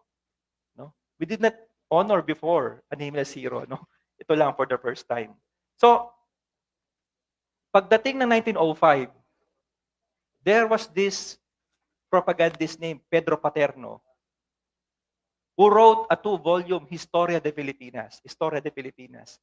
And for the first time, he named the leader of the Battle of 𝗏𝗏𝗃𝗃 as 𝗷𝗫𝗁. Now, as per historical methodology, kailangan mong hanapin the origin or the primary source or the source of Paterno for that name, 𝗷𝗫𝗁. Unfortunately, he didn't provide anything. He had no reference to the Historia de Filipinas. So we discounted also the name 𝗷𝗫𝗁. But the people of 𝗏𝗏, the Kapampangans, referred to this hero as 𝗷𝗫𝗁. But for historical purposes, because the names are quite questionable, we opted to leave the hero nameless in the meantime, because history is evolving through historical research. Baka isa sa inyo makakita pa ng dokumento naming this commander, a Muslim commander of 𝗏𝗏𝗃𝗃. Dahil salamat, Ian, the future doctor. So, we would like to know, so the very brave young warrior, the Muslim general of the Battle of 𝗏𝗏𝗃𝗃, he really fought, and he had 2,000 warriors with him. But we would like to ask, what were the factors of the defeat of the natives in the Battle of 𝗏𝗏𝗃𝗃? Maybe the overestimation of that whoever he was, that commander, that Muslim commander. Before the Spaniards came, if you Google this article of William Henry Scott, if you know William Henry Scott, one of the foremost Philippine historian, he wrote an article in Philippine Studies titled "The Mediterranean Connection." And you will be surprised that even before the Spaniards came, we were actually we actually supported the retaking of Malacca from the Portuguese in 1529. No? So, and the rulers, the leaders of Sumatra, of Minangkabao, imported warriors from Luzon. The Ottoman Empire, when the Sultanate of when I forgot the particular sultanate in Sumatra, in Aceh, the Sultanate of Aceh in Sumatra requested the Ottoman Empire to send reinforcement, no, to fight the Portuguese in that area in around 1512, ano. That was 9 years before the arrival of Magellan in the Philippines. They were requesting the Ottoman Empire to send reinforcement via Egypt, by the 𝗙𝗵. He called the record called the governor of Egypt as 𝗙𝗵 of Ottoman Empire. And then he listed the groups, the peoples composing the armada of the 𝗙𝗵 of Egypt under the leadership of the Ottoman Empire. And among them were the warriors from Luzon. They were called 𝗔𝗍𝗄𝗄𝗃. 𝗔𝗍𝗄𝗃. And William Henry Scott analyzed the Portuguese documents through that article, The Mediterranean Connection, and he theorized that these were probably the Kapampangans who fought the Spaniards. Because it supposedly, it appears that these Kapampangans, these people from Hagonoy and 𝗏𝗏𝗄𝗏, were veterans in warfare, eh. Kaya ganun sila kayabang, atakihin namin kayo. But they overestimated the Spaniards. So that was the first factor. The second factor is, of course, I mentioned earlier, the weapons. They lacked firearms, no? And the third one was the support of the Rajas of Manila and Tondo. They did not support these people from Hagonoy and 𝗏𝗏𝗄𝗏. But was later implicated by Legazpi, because Legazpi found out that Lacandula promised that nameless hero from 𝗏𝗏𝗄𝗏 if they could kill at least 40 Spaniards, the people of Manila and Tondo would rise against the Spaniards.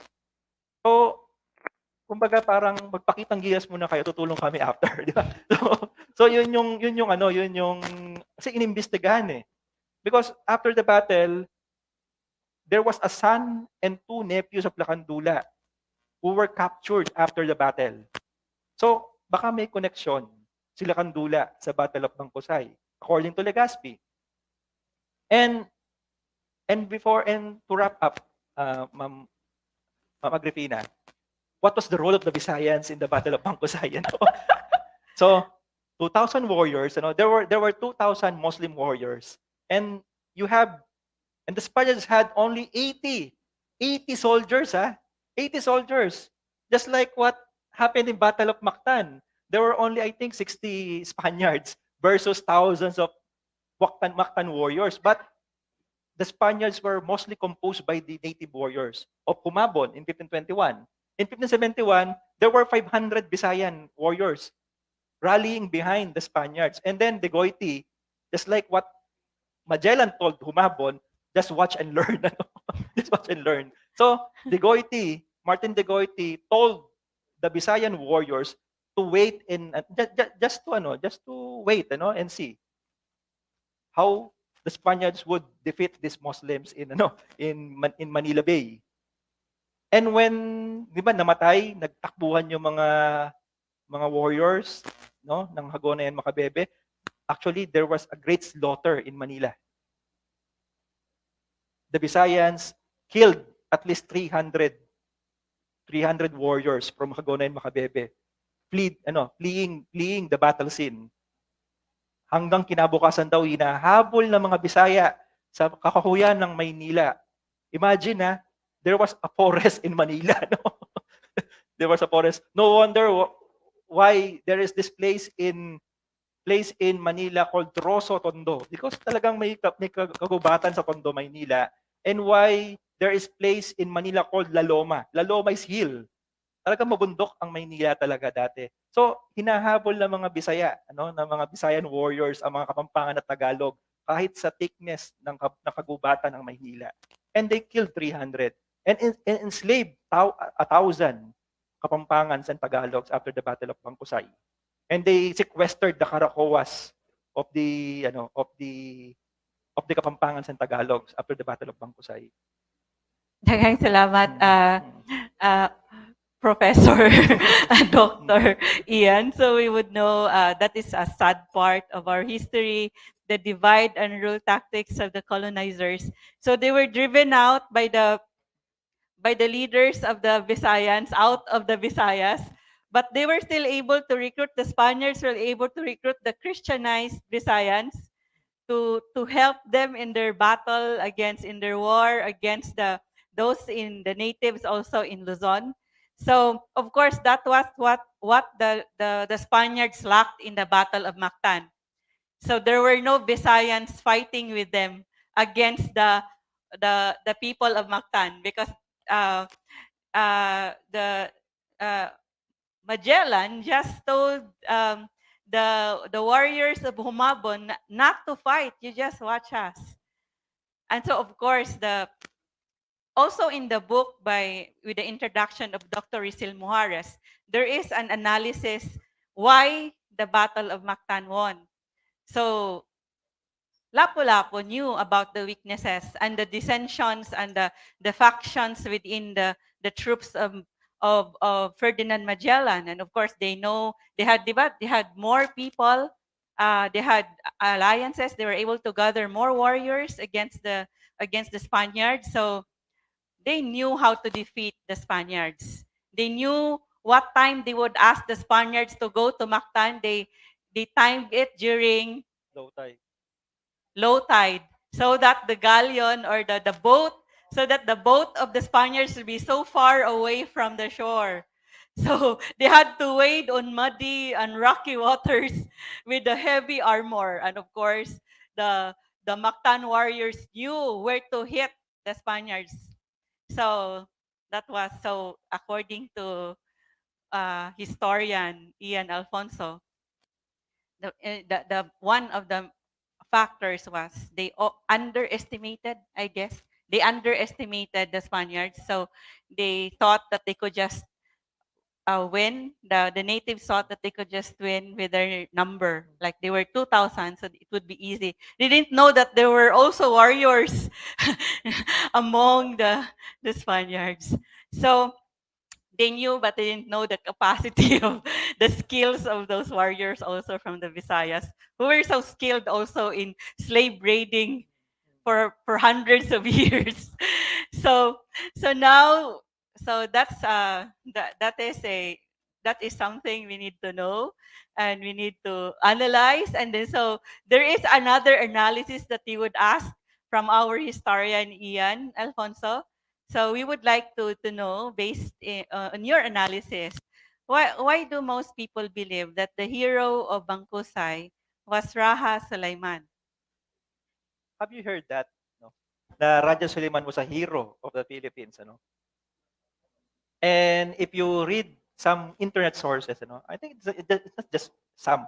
Most of the entries about Raja Suleiman, and even to the Professor 𝗷𝗫𝗄𝗁 and to our Muslim brothers, they hailed Raja Suleiman as a hero, which unfortunately for us, for me, he was not. But in 1570, he was the hero of Manila because he expelled the Spaniards in 1570.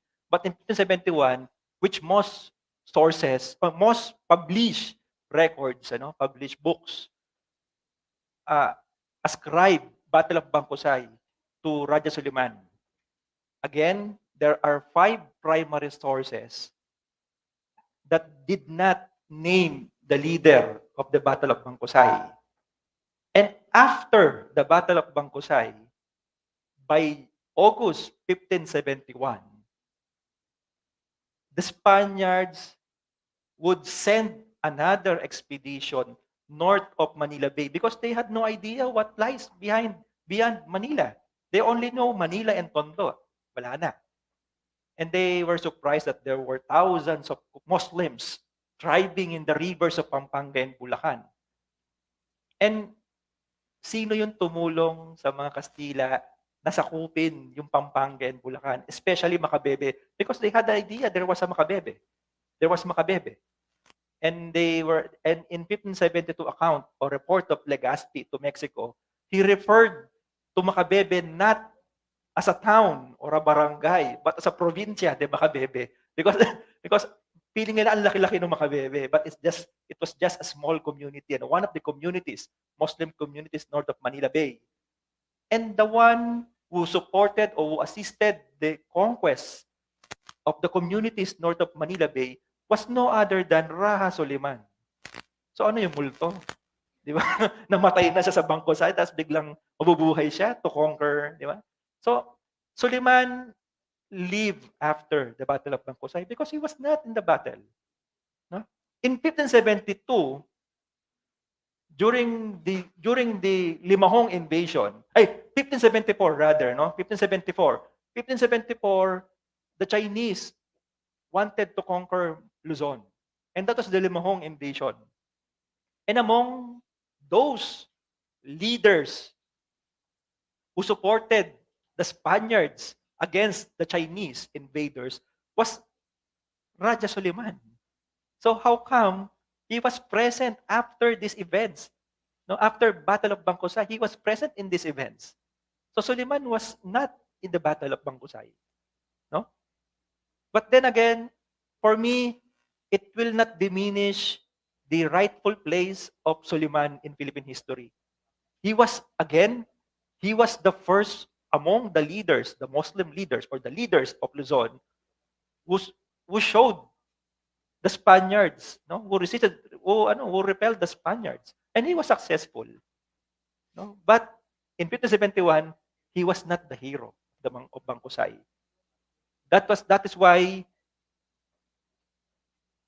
when you visit the National Museum of the Philippines, you will please visit the National Museum of the Philippines, and you will see this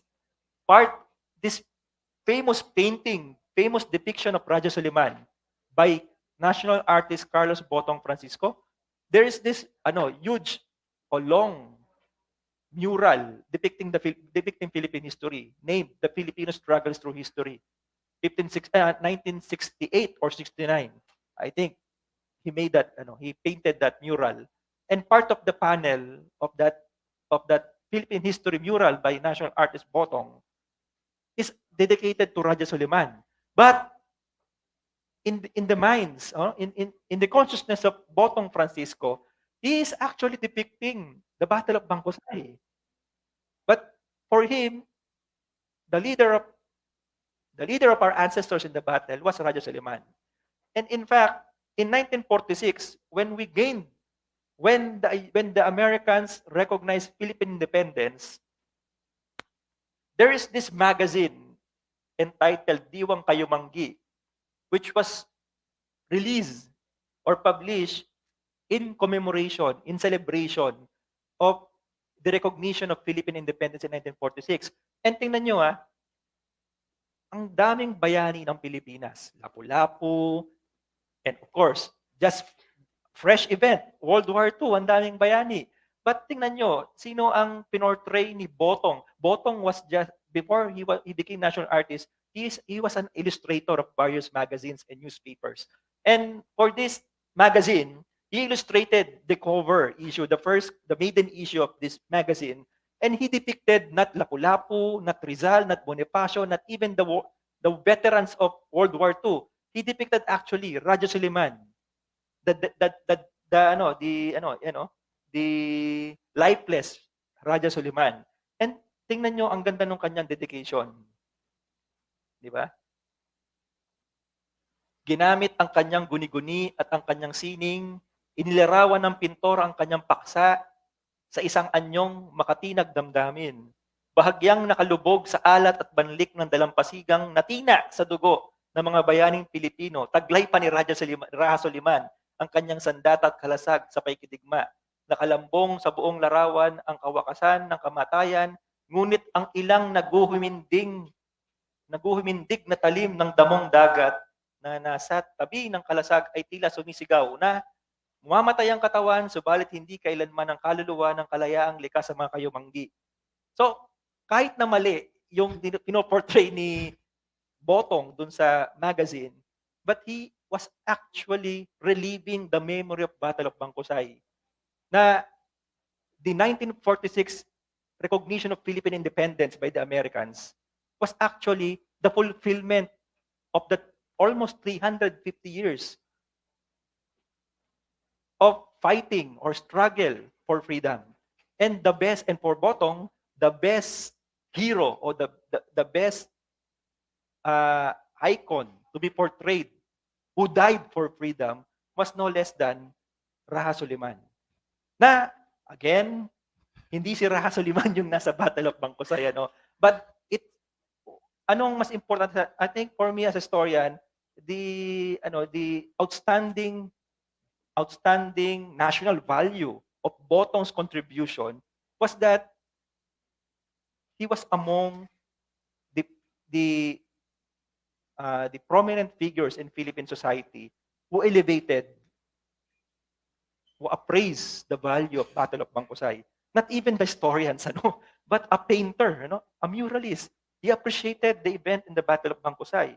But how come, singit ko lang po ito, how come that 𝗷𝗂𝗄𝗎𝗓 was confused to be the hero of Battle of 𝗵𝗂𝘓? Simply because of this article. Not by the Spaniards were consistent. Hanggang 19th century, ang mga libro ng mga Espanyol ay consistent na walang pangalan yung bayani ng 𝗵𝗂𝘓. Pero when our heroes, actually, when our heroes like Rizal, Isabela de los Reyes, Mariano Ponce wrote about Philippine history, and that was the beginning of the error, no? So let's see Philippine history hindi yung dahil Pilipino sila, bida sila, no? So may mga kailangan din tayong kailangan din i-criticize sa mga sarili natin, no? Again, the Spaniards were consistent that the hero of 𝗵𝗂𝘓 was nameless o unnamed. But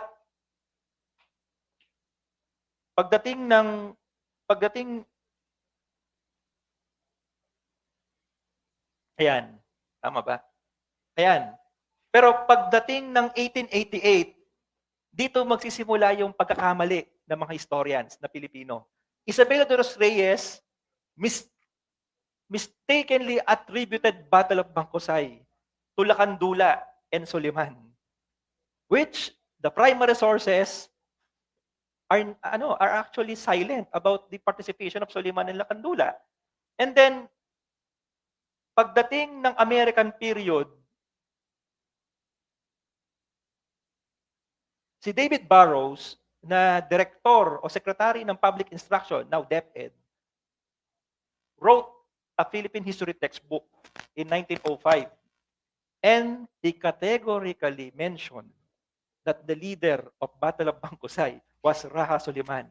So doon na ngayon nagsimula yung error, no? Error. Kaya ba tayo nagkalito dito hanggang si Botong ang nami-memorialize niya si Soliman, yung mga monumento sa Maynila, si Soliman ang binibida.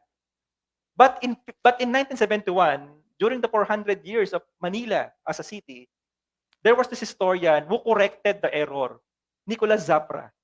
He corrected the error. Sabi niya, teka, may mali sa history ng Maynila.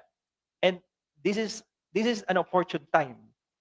On the 400 years of Manila as a city, let's correct history. So sabi niya,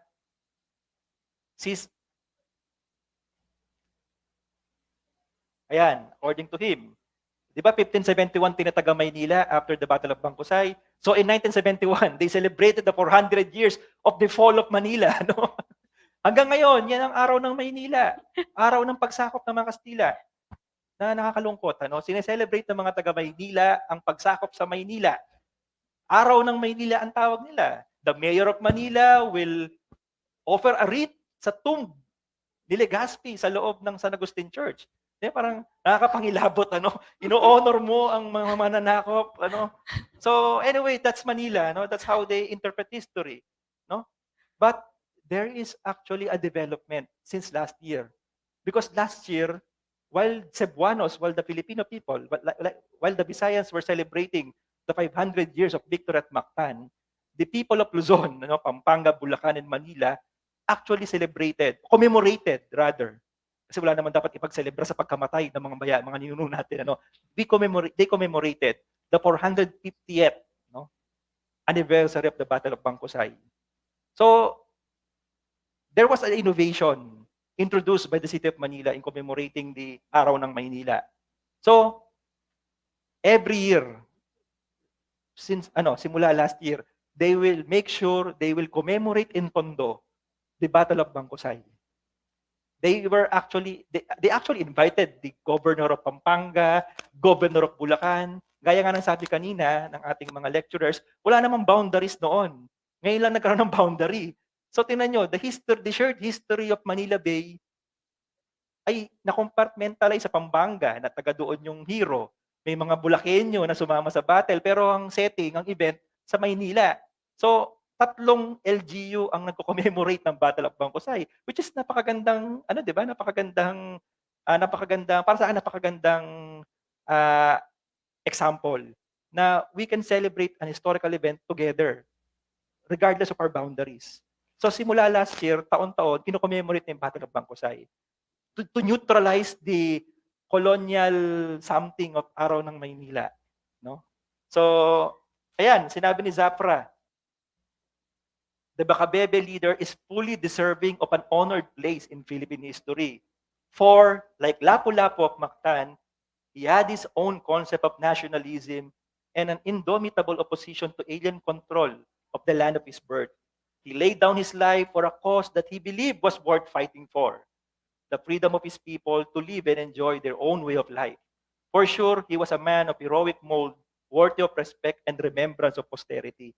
So, ito yung nakapag-move sa board ng NHCP noong 2016 to approve the historical marker for the nameless hero. Huwag nating hintayin na lumitaw yung dokumento. Let's honor him na. No? And then, another one, national artist Nick Joaquin wrote a textbook, a book about Manila, titled Manila My Manila, distributed to the students of Manila in 1990. And he himself corrected the notion that 𝗏𝗂𝘁 was the leader of Battle of 𝗵𝗂𝘂𝘺. And I quote, sabi niya, the Battle of 𝗵𝗂𝘂𝘺 was fought on June 3, 1571. It was a Sunday, a great Sunday, in the religion of the Castilla. Kasi piyesta siya ng Pentecost. Diba?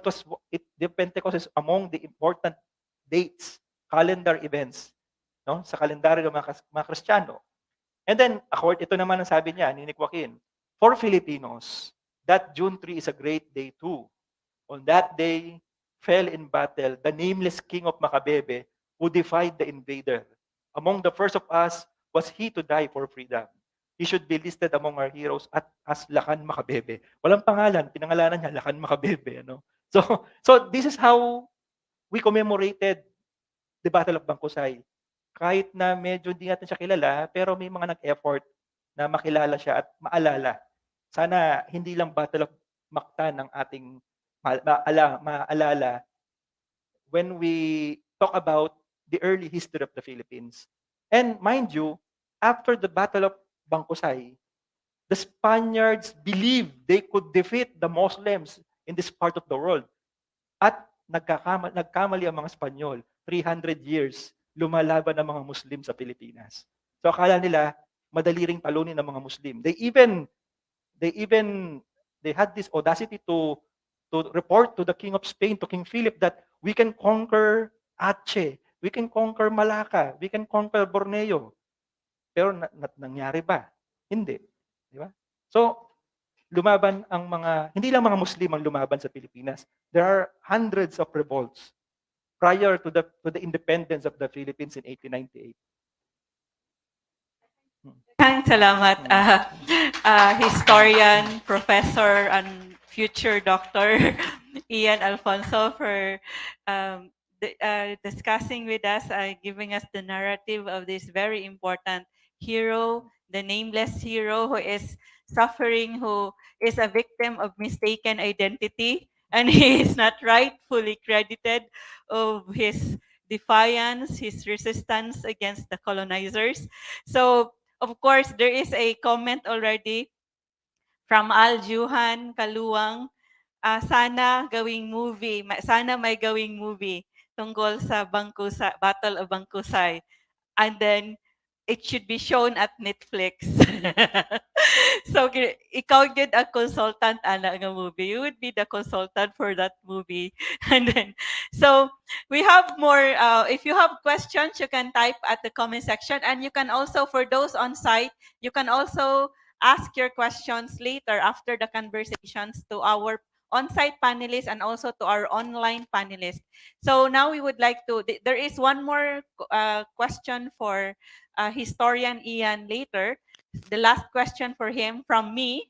And then right now we would, so Ian discussed about how the first battle led by a Muslim general was fought in the Battle of 𝗷𝗀𝗄𝗳, and the defeat of that led to Manila being now the capital of the colonial government, the Spanish colonial government.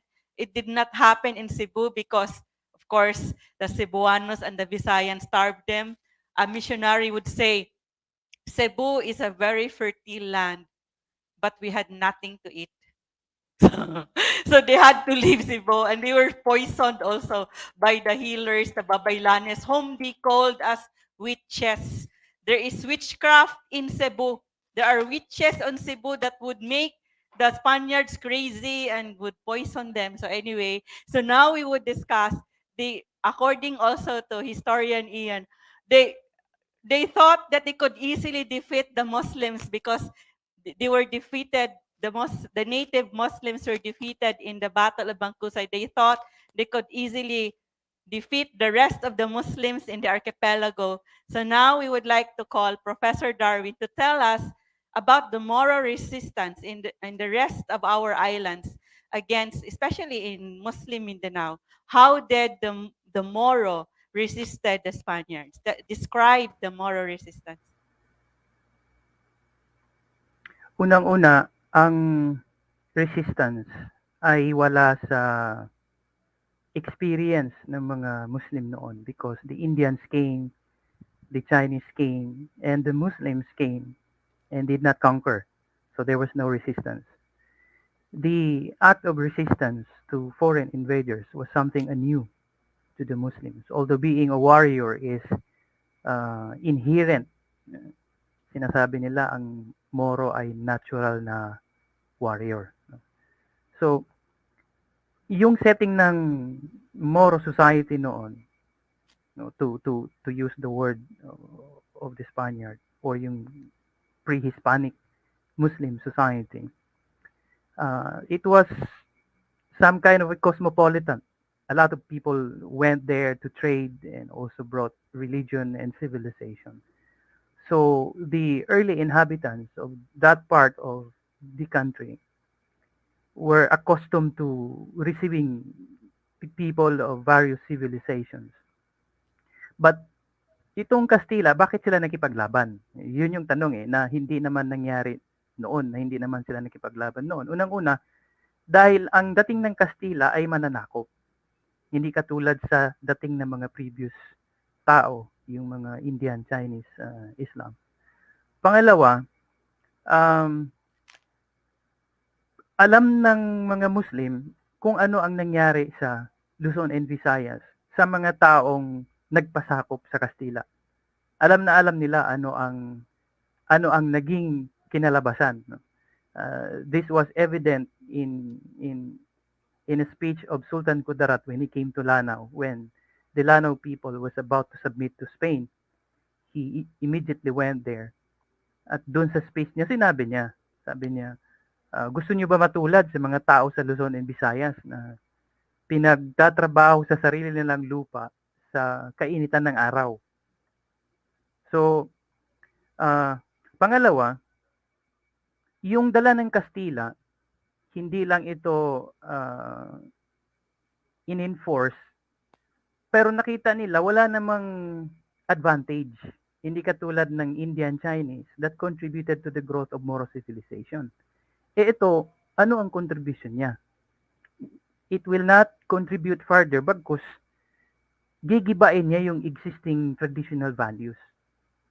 So, plus the fact na mayroong provisions sa religious book ng mga Muslim na nagsasabi, pwede kayo lumaban pag kayo ay inapi. No? Pag yung religion ay threatened. No? So, alam na mga Muslim, here in Manila for example, umabot sa punto yung mga lalaki, binibenta nila ang kanilang asawa para lang may makain ang kanilang pamilya. At ayaw ng mga Muslim na mangyari iyon sa kanila. In fact, parang hindi nila matanggap na bakit itong bagong tao na ito na dumating ay magsasabi, ang bayan mo ay pag-aari na ng king at kayo magbabayad ng tax. Yun ang isa sa mga bagay na hindi talaga maintindihan ng Muslim at hindi nila kaya tanggapin dahil hindi sila accustomed sa ganung klase ng tao na dumating sa kanila. So paano sila nakipaggera? Since alam nila yung kinahinatnan ng mga tao sa Luzon and Visayas, talagang binuwis nila ang kanilang buhay. Kung ang Battle of 𝗷𝗂𝗃𝗃, ito yung pagkaiba sa Muslim sa Mindanao at saka sa dito sa Luzon.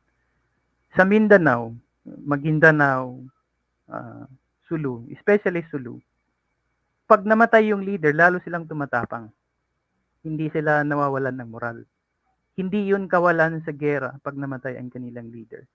Dahil ang leader ay isa lang instrumento para mamuno. Ang pinaka-leader ng resistance ng mga Muslim ay ang kanilang aspiration, ang kanilang kagustuhan maging malaya. Hanggat hindi nila nakakamtan yon, patuloy pa rin ang kanilang pagkikipaglaban. Kaya makikita natin, for more than 300 years, nagpalit-palit ang sultan. Sa last part, ang sultan nakipagkaibigan sa Kastila, kaya nagkaroon ng mga walled city, etc. Pero makita natin, yung mamamayang Muslim, patuloy pa rin sila nakipaglaban. Now, meron niya mga kasabihan ang tumakbo sa laban ay dayus. Pag tinawag kang dayus, isa itong mas malalim sa duwag.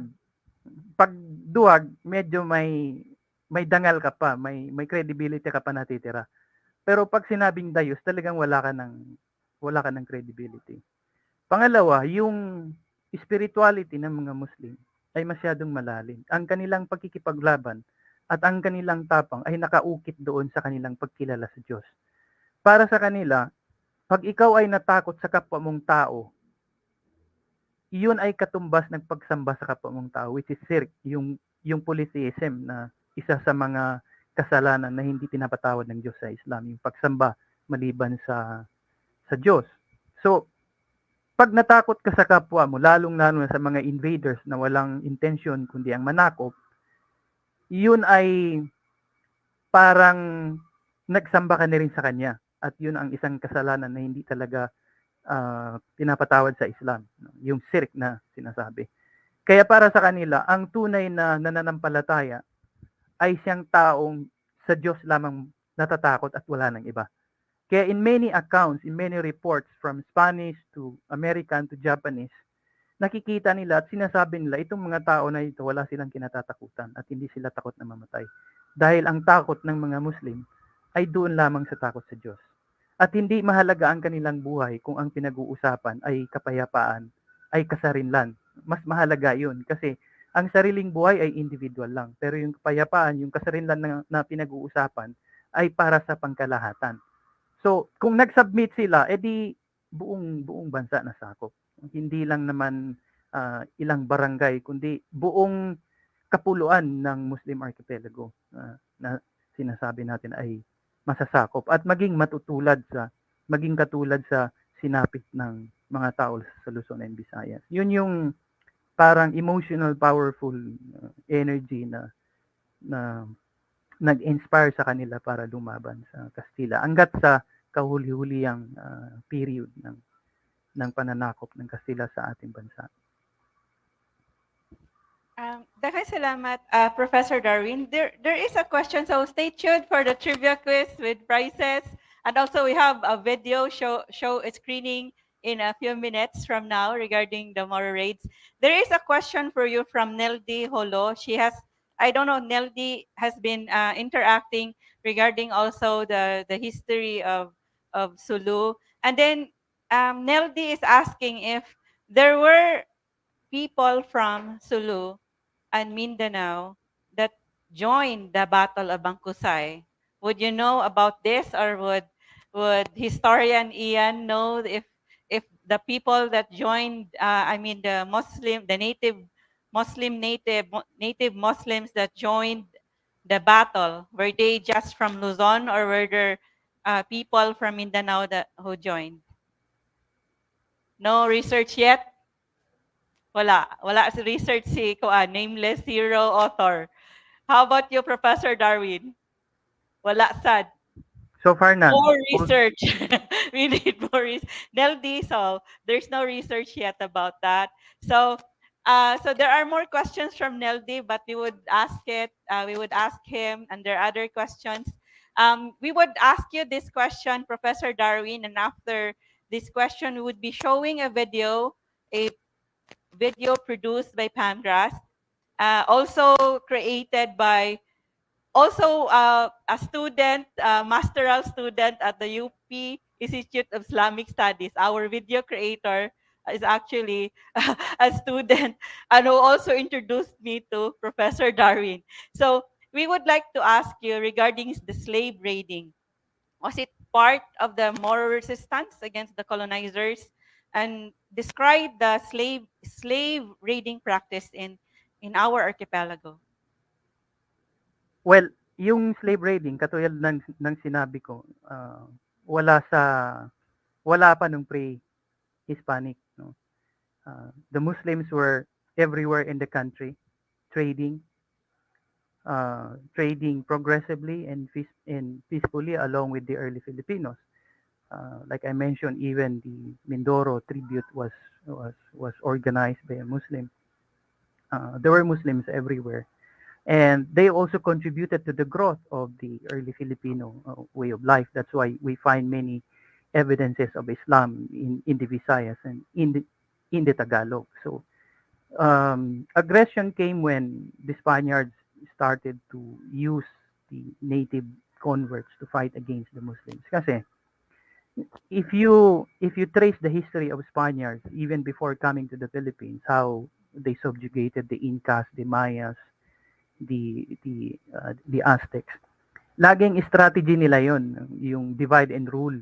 Saka they are really deceitful and cunning. Yun yung mga description sa kanila ng mga tao sa ibang bansa. Kasi kung titingnan mo, konti lang talaga ang Kastila dito eh. Di ba? Kung hindi sila magkakaroon ng lakas ng loob manakop kung walang tulong yung mga natives. In fact, yung second expedition after Magellan, yung Villalobos, 1542, hindi nag-succeed kasi walang support nakuha galing sa mga natives. So nag-start yung slave raiding when the Muslims saw that actually the source of military strength ng Kastila, itong mga native Christians, yung native converts. But before the slave raiding, if you notice, going back to the history, there was even an attempt to forge an alliance. In 1603, 𝗷𝗫𝗁𝗁𝗃𝗃 or 𝗷𝗫𝗁𝗁𝗃 of Maguindanao attacked Leyte. At nag-iwan siya ng salita. Sabi niya, babalik ako in this particular time. And he returned the day he promised. So nung bumalik siya, nandun na yung mga clan leader ng Dulag Leyte. Nagkaroon ng dialogue. Sabi niya, bakit kayo magpapagamit sa foreigner? Bakit hindi na lang tayo magkaisa? Parang sort of a military alliance against this foreigner na pinag-aaway tayo. In fact, nagkaroon pa sila ng blood compact, which is not actually allowed in Islam. But 𝗷𝗫𝗁𝗁𝗃𝗃 did that. He even violated Islamic injunction just for the sake of forging a military alliance. Unfortunately, when he left, siguro na brainwash ulit ng Kastila yung mga Leyte leaders. nag-reinforce sila sa mga expedition na yun. So, to the Muslims, to weaken Spanish source of strength, we have to attack these Christian settlers. So, kasi ito yung pinaka-puwersa nila eh. Pag nagtagumpay ka dito, hihina ang puwersa ng Kastila. And that's how slave raiding began. Although to many historians, this is one of the darkest periods in the history of the Philippines when Muslims are fighting, when Filipinos are fighting each other. And the thing about slave raiding, actually yung sinasabi ng Kastila, 𝗘𝗁𝗃𝗃 𝗏𝗃𝗃, propaganda yun. Sabi nga ni Scott, the myth that the piracy is the monopoly of the Muslims ay hindi totoo. In fact, the Spaniards are more engaged in slavery than the Filipinos themselves, including the Muslims. Before they came to the Philippines, they were involved in a very hostile kind of practice of slavery in Spain.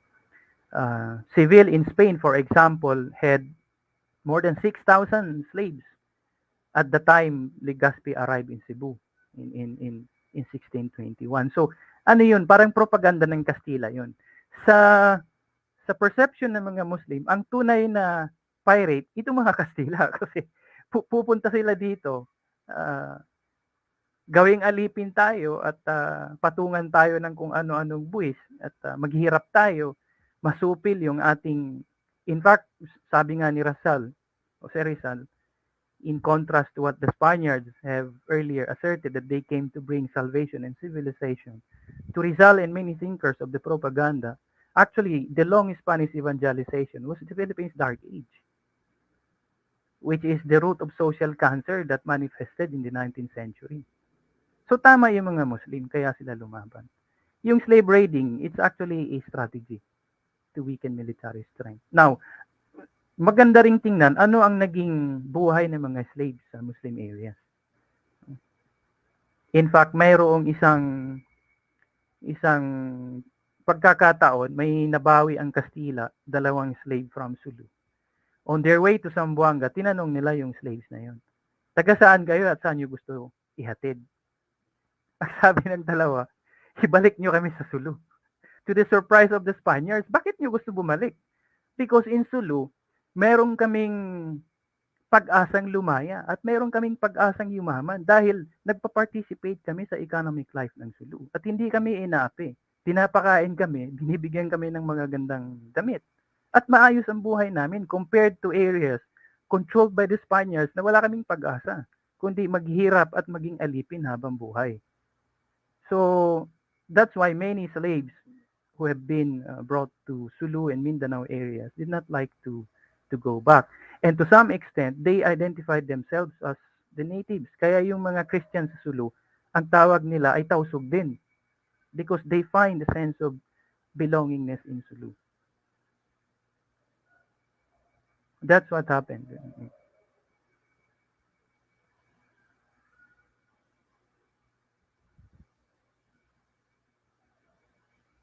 Nakamute yata si ma'am.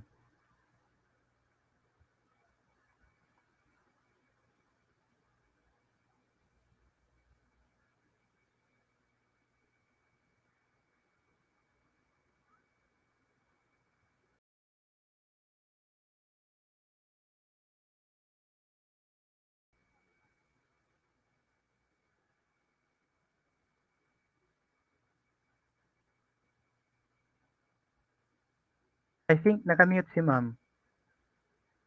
Call them the renegados. Maybe those would be the renegados, those captives who became part of the slave raiding force of the Sulu warriors.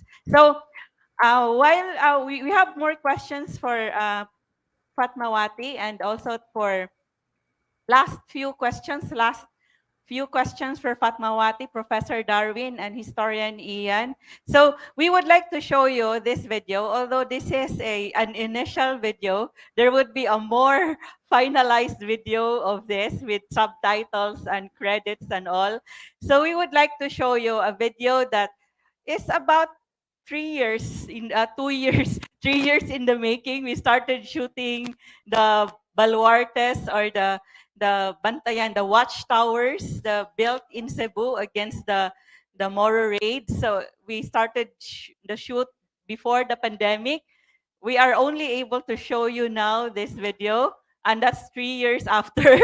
And so this is Beyond the Walls, the Moro raids in the 18th to 19th century by Pamgas, the Cebu Heritage Hotel, and created by our partner in our Heritage Awareness Program, Prospero Lapot of Social Communications Asia. So this is the video. In the middle of an overcrowded coastal community, located in one of the oldest and most densely populated centers in Cebu, Philippines, a peculiar structure towers over clusters of houses. Called by locals as Bantayan sa Hari, this watchtower was originally built in the 1800s as part of the defenses against the onslaught of slave raiding in those times. Throughout Cebu and in many parts of Visayas and Luzon, similar defensive structures were constructed by local inhabitants, Catholic Church leaders, and the Spanish colonial government to counter seasonal raids by seaborne Iranon and Balangay raiders. Within the period of the 18th and 19th centuries, coastal villages north and south of Sulu were constantly attacked, significantly displacing the population. In some cases, defenders burned their own villages in desperate attempts to discourage the marauding raiders from landing. There are no records to find out how many people were enslaved during this period, but most of them ended up in what writers describe as the center of slave market at that time, the Sulu archipelago, home of the Tausug. Observers noted that at the height of Sulu's external trade and slave raiding, the population of its capital, Jolo, rose by an estimated 160,000 in the year 1814, at a span of only 40 years. Slaves outnumbered the native Tausugs. Many of these slaves were from the Visayas. I don't remember the year I was captured because I was very young. I had been traveling with my parents in a small sailboat when we were seized by pirates from several Moro pancos. My father had the good fortune to escape on an island the flotilla touched at, but we were taken to Tungkil. The historical prominence of baluartes speak of the blood, toil, and heroism of villagers and church leaders defending themselves from the slave raiders. But building a defensive structure did not guarantee safety. In the Bicol region, one baluarte was overrun and looted many times over. The success of the raiders also resulted from the lack of arms and ammunition among the defenders. And even if the Manila government had heavy guns in stock, they neither wanted it traded or captured by the raiders, nor be used by insurgents, as discontent among the natives was also rising at that time. For many years, the Spanish Armada was no match to the efficiency of the sea crafts that the raiders used. With agile and maneuverable boats, the raiders would not engage the Spanish Navy and normally navigate through shallow channels. The Spanish attempts to improve the Navy were met by budgetary constraints, blunders in what ship to build, and human resource problems. The prisoners were all kept tied until they showed no symptoms of attempting to escape. Water and rice were given to us very sparingly. Some died from hunger, some from being handcuffed, some from grief. They untied me after about a month. If prisoners were sick, so they could not pull the oar, they were thrown overboard. The Iranons and Balangis, successful and confident at their trade, operated across Southeast Asia from the Sulu archipelago as the epicenter. Their lifetime experience made them masters of the features of islands and coves and such other navigational markers. The monsoon winds would carry them toward the Celebes Sea in the months of December to February, going across the Moluccas, Java, Bali, Timor, Borneo, and Sumatra. At the change of the season, they moved back to Sulu and began their Philippine raids with the southeast monsoon. By August, September, and October, they set their sails toward the Strait of Malacca. The Balangingis were mainly of Sama and Bajau ethnicities and settled in the Balangingi Islands east of Jolo. North of the Balangingi is the island of Basilan, where many of the Iranians were based.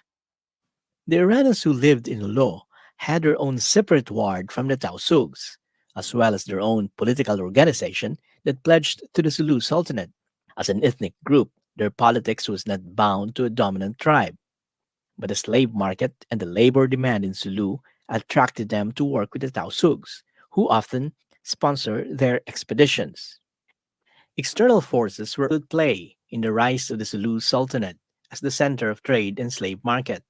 The English found Sulu as a way to keep their supply of tea from China, which was interested in tripang or sea cucumbers, bird's nest, and such other products. The Tausugs get their fine silk, wares, some arms and munitions from China on one hand, and on the other hand, war material from the English, and later on, briefly, the Germans. Securing the supply of cannons and munitions in turn kept the Sultanate's political power intact, as well as its reputation as a trade center. The slaves brought in by the Iranians and Balangingis made sure that the supply of the crucial Sulu products kept coming. Sea cucumbers or tripang had been used as a traditional cure to joint pains and other ailments by the Chinese. Even now, the value of tripang would go as high as 3,000 US dollars a kilogram. At the Archivo General de Indias in Seville, Spain, records show the extensive trading of tripang from Jolo to Manila between 1805 to 1830, the period when rampant slave raiding was happening at the same time in Visayas and Luzon. As a snapshot, two Spanish ships imported 100 tons of tripang to Manila in 1821 alone. These cargoes, usually labeled Canton goods, would be re-exported to Macau or Canton, the old name for Guangzhou province in China. But as Sulu enjoyed the benefits from the labors of the slaves, mostly from Visayas and Luzon, the surviving Filipino natives experienced dire economic hardships. Its fiscal impact could be seen in the petitions from local leaders, asking for defense assistance as well as for the military to mount an effective counteroffensive. It took the Spanish leadership decades to finally figure out how to effectively counter the onslaught of slave raiding.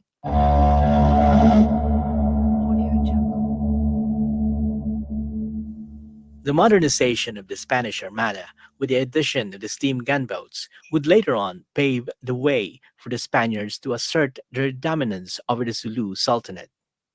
Inevitably, the Spaniards moved in by force to wrestle the center of trade from Sulu and transfer it to Manila, Cebu, Iloilo, and Zamboanga.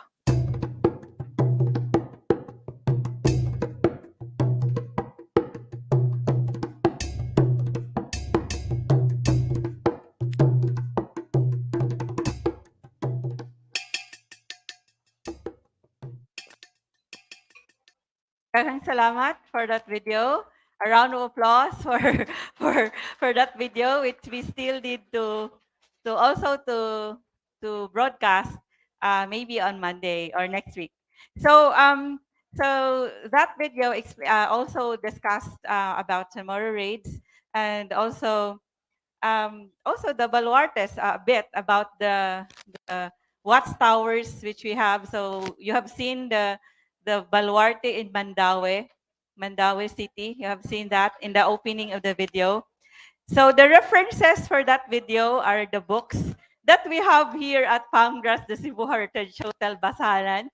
And if you're interested, you can also check our bookshop, especially that it is the National Book Week next week. So we have the Zulu Zone from James Francis Warren. This is This is one of the major reference of that video that we showed. So from James Francis Warren, the Sulu Zone.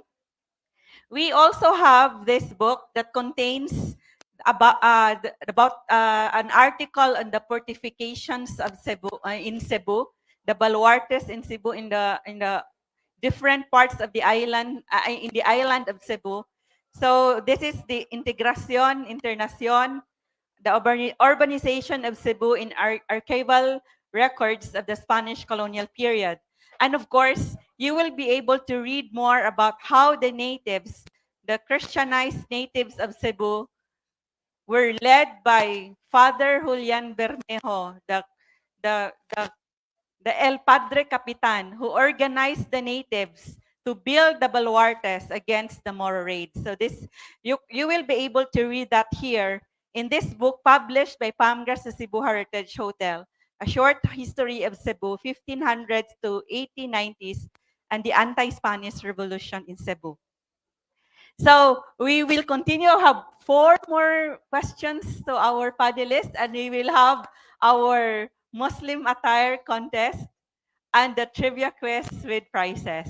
And we would like you to know that one of our partners and followers at Pamgras Cebu Heritage Hotel, the 𝗏𝗏 𝗏𝗁𝗃 and Pateros division, is contributing, donating more prizes to the winners of the trivia quiz. So it's not, this is an occasion where we would see that the Visayans and the people from Luzon are not fighting, because they are supporting each other in knowing our history. And they say they love Cebu.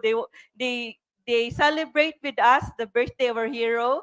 They sent us flowers for General 𝗷𝗿𝗄𝗃, and they also sent us flowers for the birthday of hero General Leon Quilat. And the Karkar people, in Cebu, there is only one monument for Leon Quilat, the existing monument. We have a sculpture of Leon Quilat in our lobby, and there is also one in Karkar.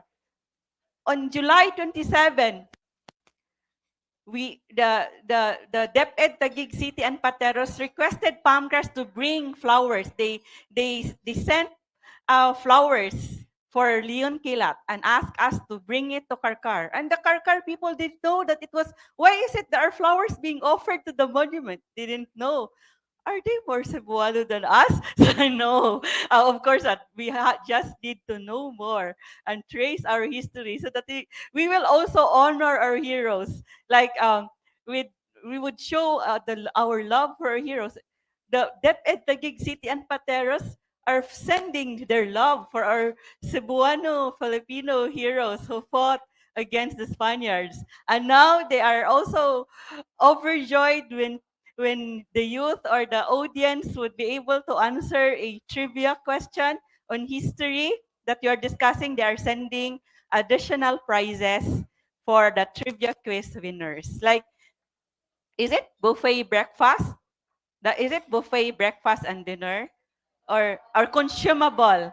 So you would be able, like the buffet breakfast or consumable from the food and beverage of Pamgras the Cebu Heritage Hotel. So we have this question for Fatmawati to continue our discussion about the extent of Spanish colonialism. So we would like to ask Fatmawati regarding the extent of Spanish colonialism in Muslim domains. Yes, I went offline just a while ago, and I could not monitor where you were at. But so I'm back now, and then I'm looking at my notes again. So that so the Spaniards were already in the Luzon area, and with regards to the Muslim resistance, the first that really was documented is the one that was led by Sultan Kudarat of the Sultanate of Maguindanao. And that was why in the beginning I was I was presenting, there were 2 sultanates and there were fiefdoms and principalities in the different areas of the archipelago. So now, we know that Sultan Kudarat reigned in Maguindanao was from 1619. And then, because our audience are also academics, so we have to refer to historical accounts that are there. Otherwise, we will be questioned of the sources that we're talking about. So at the time when Sultan Kudarat came to power in 1619, they already observed the threat of Spaniards coming to Mindanao. So if you look at the geography, Mindanao is up there and the Sulu Sultanate is way down here in the western part area. So it was also recorded that Sultan Kudarat actually entered into an alliance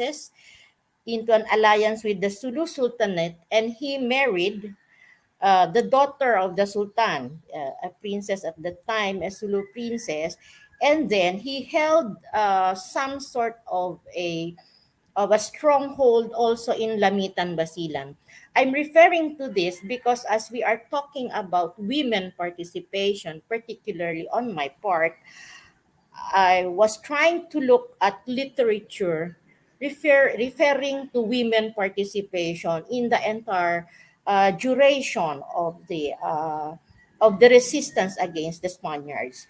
So there were Muslim principalities in Luzon, as has been mentioned by our historian a while ago, and there were already unnamed heroes, Muslims, who actually fought the Spanish colonizers. But now that we are focusing on Mindanao, so there was Sultan Kudarat when his reign started on 1619.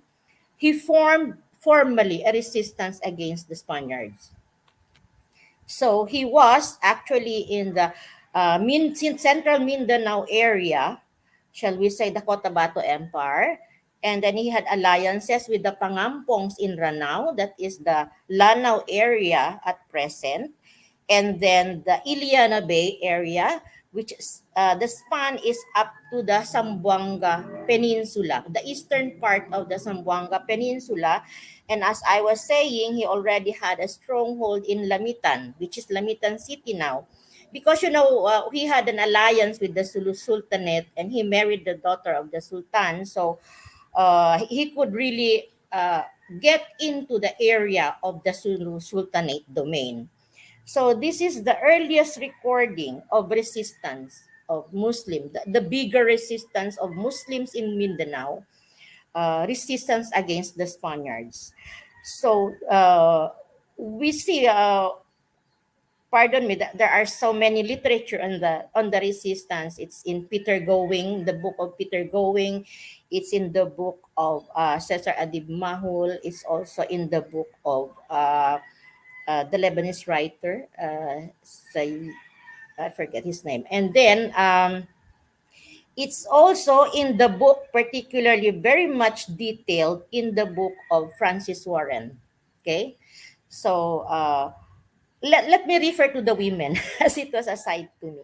So while going across some literature, I came to this particular literature that was written by the Mario Alvaro Limos, that the wife of Sultan Kudarat actually participated in the battle in Lamitan.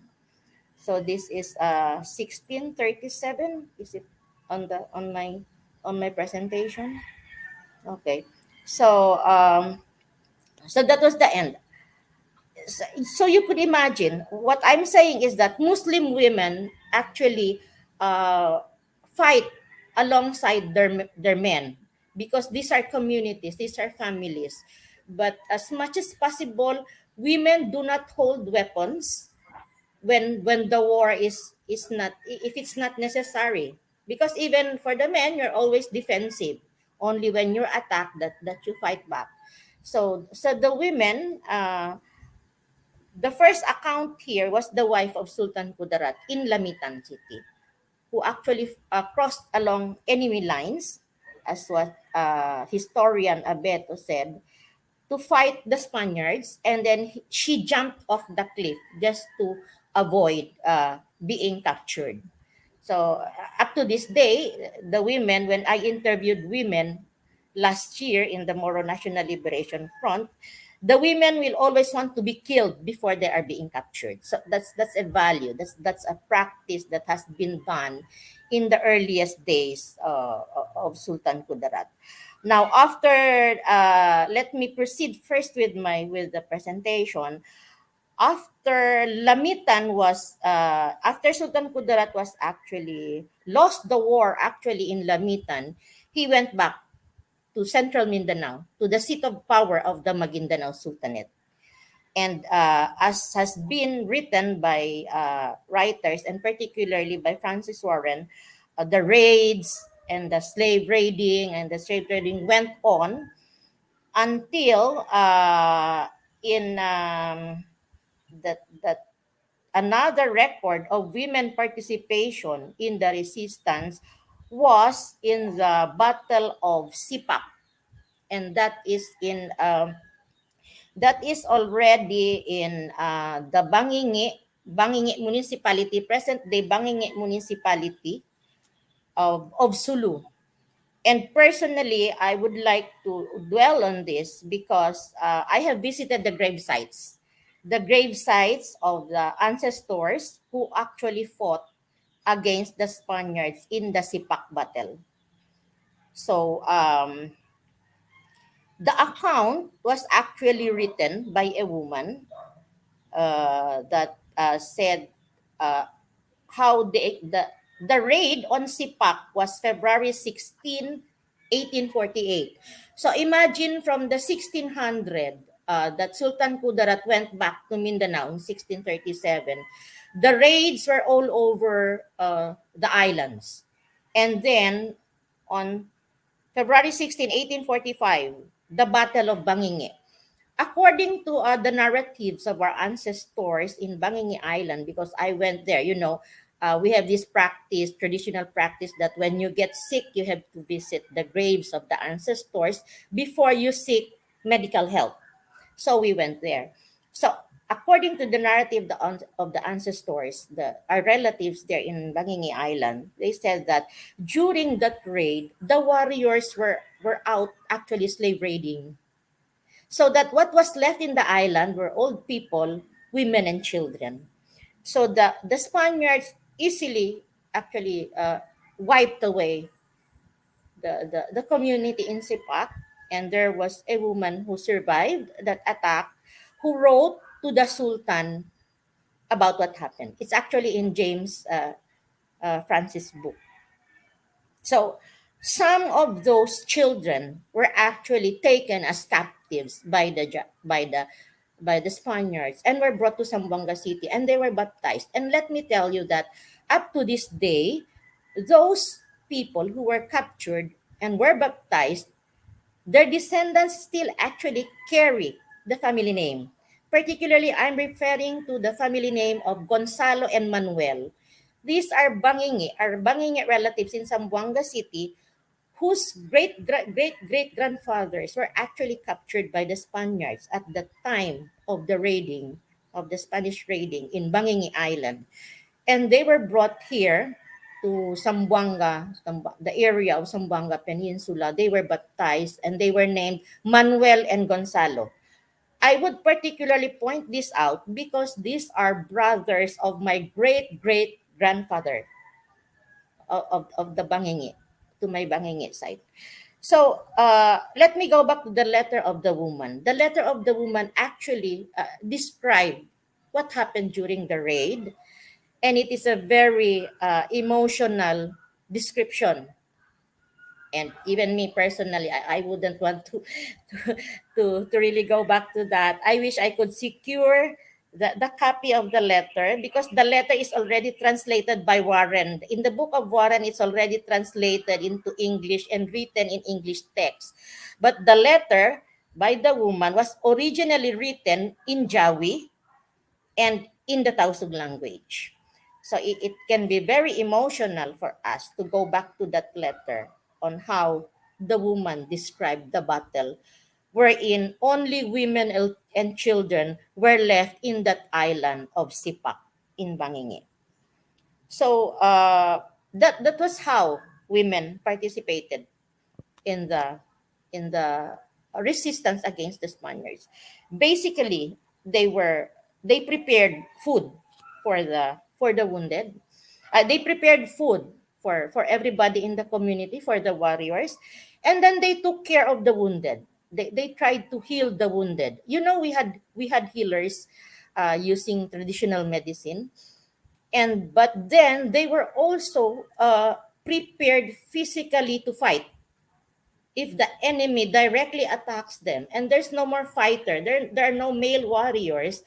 The female of the family, of the community, are actually trained to fight back, also to hold their weapons. And you know that training of the warriors is not only physically, it's more spiritually. The acceptance that anytime as a warrior you can also get killed. So it's a very, you can ask Professor Darwin Absari. It's really part of the training of warriors. The more training we get is from the spiritual side of it. So when you say women participation in resistance, Yes, so that was Fatmawati, you have a slide for that, the yeah, participation of women for the question mhm, number 4 for yeah, yeah, Fatmawati. You would proceed yeah. to the next slide of Fatmawati. Mm. Yes. Sige, So continue. Just yeah, continue.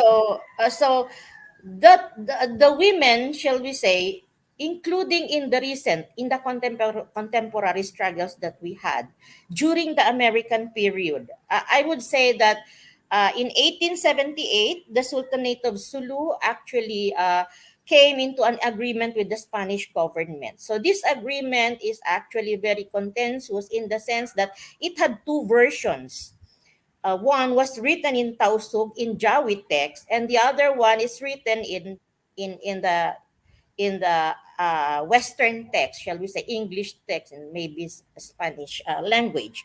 So the contents, some of the writers would say, the Sultan has already granted permission to the Spaniards to come into its territory, but paying certain price.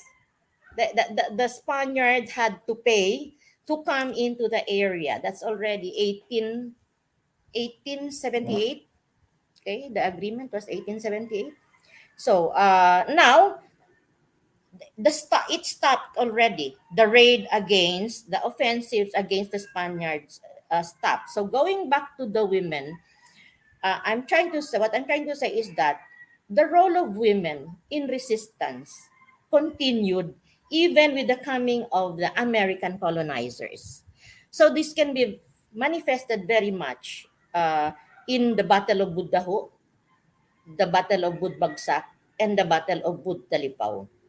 I would personally put in the Battle of 𝗷𝗿𝗃𝗃 because my great grandmother was a participant in that battle against American colonizers. But you know, she got wounded and fell off the mountain, and she's my great grandmother, maternal great grandmother, from Talipaw, really from the old Talipaw, the mountain of Talipaw. She fell off the mountain and was heavily wounded, and people thought that she was already dead, but actually she recovered from the wounds, and here we are. We are the descendants also. So that I would say this is how I can say in the narratives that women participated alongside their men as warriors, as fighters, and not just healing the wounded, not just providing food. Now, furthermore, into the contemporary society during the Kamloan Rebellion, 1948 to 1955, the family of Kamlon only had like 6 male adults who fought government forces in Sulu. But also their women fought alongside. Now, not only using the barong or the kalis, but using the firepower. You know, they already had guns at the time of the American period and the Kamlon Rebellion. Now, more lately, when you look at the very recent Muslim rebellion in southern Philippines, I place it 1972 to 2022. Why? Because 1972 was martial law, and Sulu was already part of the organizing. There was already organizing in Sulu. And then I would say 2022, because this is only the year when both the Moro National Liberation Front and the Moro Islamic Liberation Front came together in the autonomous region setup, the present day autonomous region setup. So I believe that this is already the end of Muslim rebellion in southern Philippines, the contemporary. That's why I placed that 1972 to 2022. So looking at this, women actually, from that period of 1972, women actually trained militarily. I came to interview women for another paper last year with the Ateneo de Manila, and I interviewed women of the Moro National Liberation Front who actually had a military training. But they told me primarily their role was to heal the wounded. So they will only fight just like before, just like in the Spanish resistance and the American sea resistance. The women will only fight and hold the weapons when the war becomes desperate, meaning if it's already near them, attacking them, the very circle of their family or their camp. So that's how women participate. Now, going on further to our society now, wherein I would say, from my point of view, that Muslim rebellion in southern Philippines has actually culminated. Women at present, Muslim women now are in the different fields of practice. They are in the military field. Actually, after the peace agreement with the Moro National Liberation Front and the government, women from the families of the MNLF were actually admitted to the Philippine National Police and to the Philippine Army, to the armed forces of the Philippines. So they became officers actively trained militarily with the armed forces of the Philippines. Most of them are now retiring, and the Philippine National Police. So at present, in the contemporary society, Muslim women are already in the security sector service. And of course, they are in the political field. They are they are elected officials already, and they are appointed officials already in the different offices of government. And they're also in this entrepreneurship, small, medium enterprises. So we would see that the participation of women has been like this, maybe at different levels from the beginning up to now. So that's how I can share with about the women. And then lastly, I would say that to make Muslim women be there, be participative, I think we need to support all the existing mechanisms, strengthen the existing mechanisms, so that our women, the Muslim women, and all the other women in the rest of the country will be able to have active and productive participation in our society. Daghang salamat, Fatmawati, for the insights that you shared and also the experience. I really had goosebumps when you were telling me about what your warrior grandmother did against in the struggle against American colonizers. So we now have two more questions. One question for Professor Darwin and one question for historian Ian. So our reactors would prepare and also prepare for your questions for our panelists. For our online audience, your questions were already buried, most of them in the comment section. Maybe you could ask them again at the comments section of the Facebook Live event. So we have this question Fatmawati already said about what she thinks should be the role of the Muslim women now. And then now we would like to ask Professor Darwin regarding the lessons of the Moro-Spanish Wars in our islands, and what are the ways to move forward? Okay, regarding the lessons, I think it is important to note that we have people in the country who resisted and successful in their long resistance against the Spaniards because katulad ng sinabi ng aking kasamang panel, ang sineselebrate natin lagi ay pagkatalo eh. 'Di ba? If you take out the history of Muslims, parang lahat tayo natalo except for the people in the Cordilleras. But with the Muslims in Sulu and Mindanao, we can say that the Spaniards were not at all 100% successful in their colonization in the country. Second, knowing that we have a people whose vocabulary does not include surrender, because in the resistance, especially among the Tausug people, we can see that surrender is absent in their vocabulary, from Spanish to Japanese to American time. Now, knowing that we have a people of this kind of bravery, I think it would be more advantage if we can engage them as partners in peace and peace building and community development in order to make them in a way partner in nation building, because for the longest time we have been treating the Muslims as enemies, and this is one of the great lessons that I want to emphasize.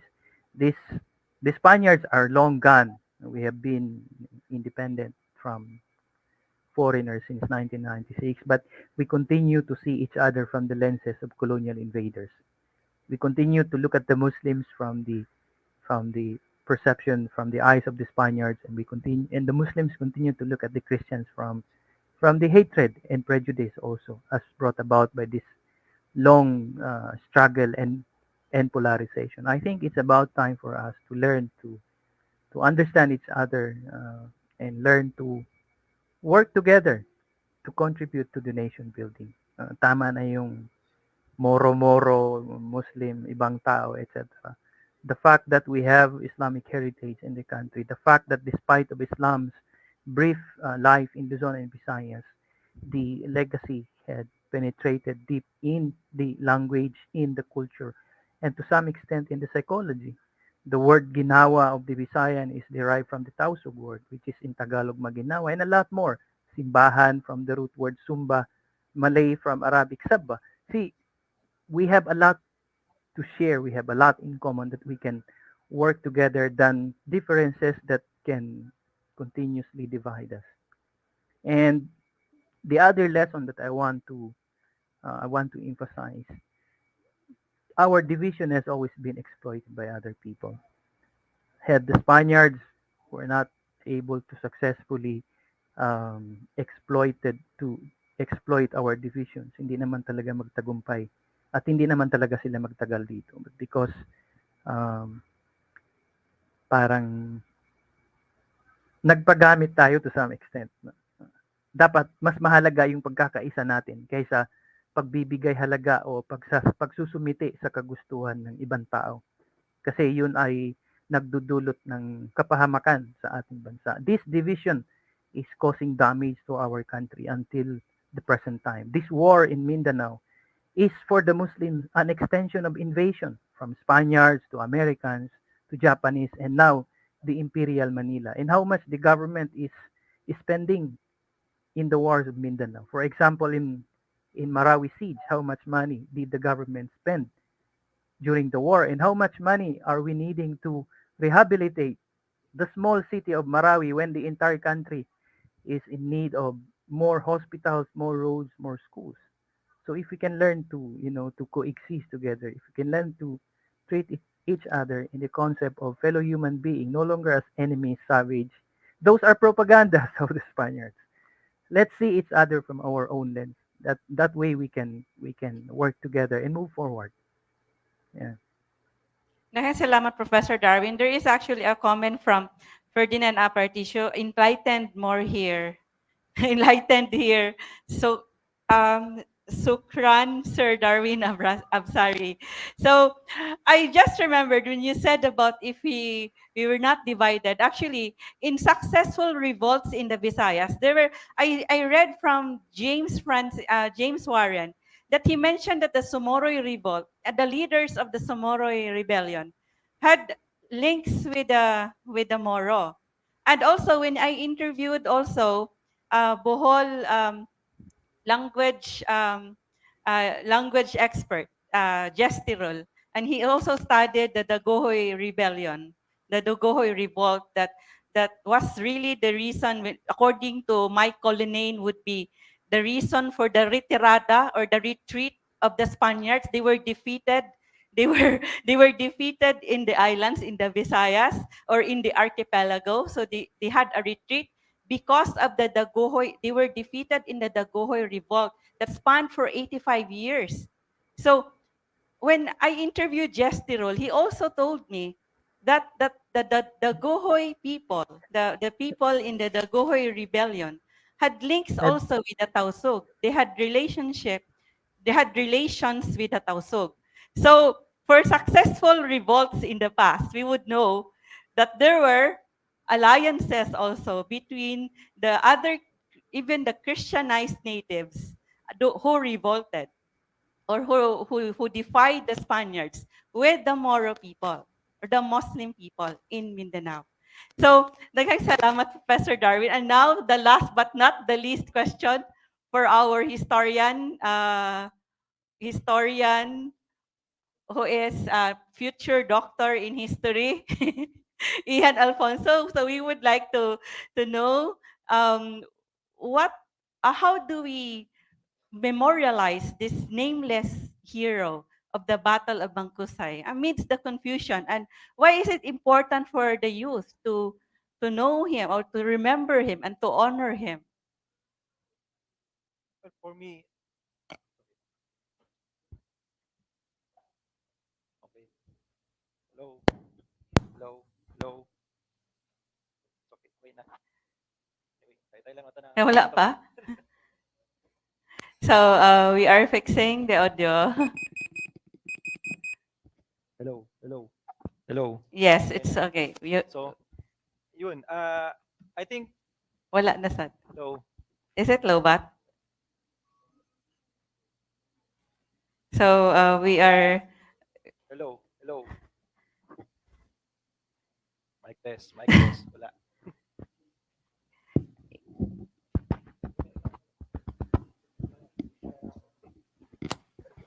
Yes. So regarding the. May you give him the microphone na lang? Hey, sound check.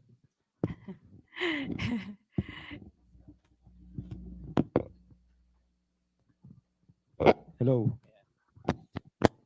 Well, we already saved the nameless hero from being nameless, from being obscured, na at least the historical marker we installed in 2016 in Macabebe, the historical marker that was installed also in Tondo, even though 𝗷𝗀𝗃𝗃 is no longer there in Tondo, but we placed historical marker last year during the 450th anniversary of the Battle of 𝗷𝗀𝗃𝗃, at doon na halos ginagawa yung event every year. Let's learn from that event na history makes us realize na narating natin itong panahon na to na we call ourselves Filipinos, and to be Filipino, it is a must for us to realize and appreciate the struggles before we came here, no? As our being and becoming. Nangyari na yung mga nangyari sa nakaraan. Ang atin na lang magagawa is how to appreciate those things. Like for example, intindihin natin bakit hanggang ngayon ang mga Tagalog, ang mga Bisaya, even the Kapampangans, pag sinabi ng lumaki ako na kapag matitingkad ang suot ng Kapampangan, parang Bisaya, sabi nila. So gusto ng mga Kapampangan, madilim ang damit nila. So kapag nagdamit ka ng orange, ng yellow, para kang Bisaya. Pero bakit kaya nila nasasabi yun? Ano? So they cannot explain. Ano? But subconsciously, na-retain doon yung matandang animosity, the ancient animosity. So ito na ngayon ang function ng history. No? Let's analyze, let's understand ourselves using these historical documents. Ano? Bakit tayo nauwi sa ganito? And by acknowledging what happened in the past, doon na tayo magkakaroon ngayon ng another, moving on. So hindi ka naman makakapag-move on kung both parties ay aggrieve, kailangan may acknowledgement, di ba? So yun siguro yung masasabi kong aral from the Battle of 𝗵𝗂𝗃, Tapos na yung panahon na nag-aaway yung mga ninuno natin. We are now here as Filipinos na we are learning from the past because it is inevitable to discuss these things na nagpapatayan. But moving forward, we learn paano tayo nakarating sa panahon na to na magkakasama, and looking forward, paano pati pananatiling matatag, buo yung ating bansa.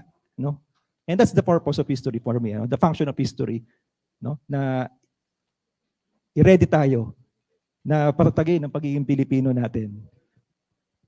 Daghang salamat, Ian, for your beautiful words about moving on.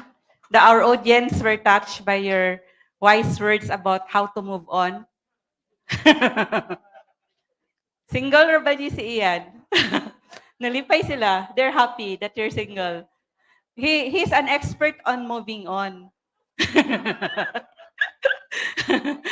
So, history is about learning from the past and moving on, moving forward. So, we will have our Muslim attire contest, but we will have our question from the audience. So from online, I don't see any more question except that question from Jim. I think this is from 𝗷𝗿𝗂𝗁𝗃 regarding the American period, also the struggle of the Moro people against the Americans. And then there are more comments that are already buried here. But we will ask for your questions. While you are preparing your questions, we would like to ask our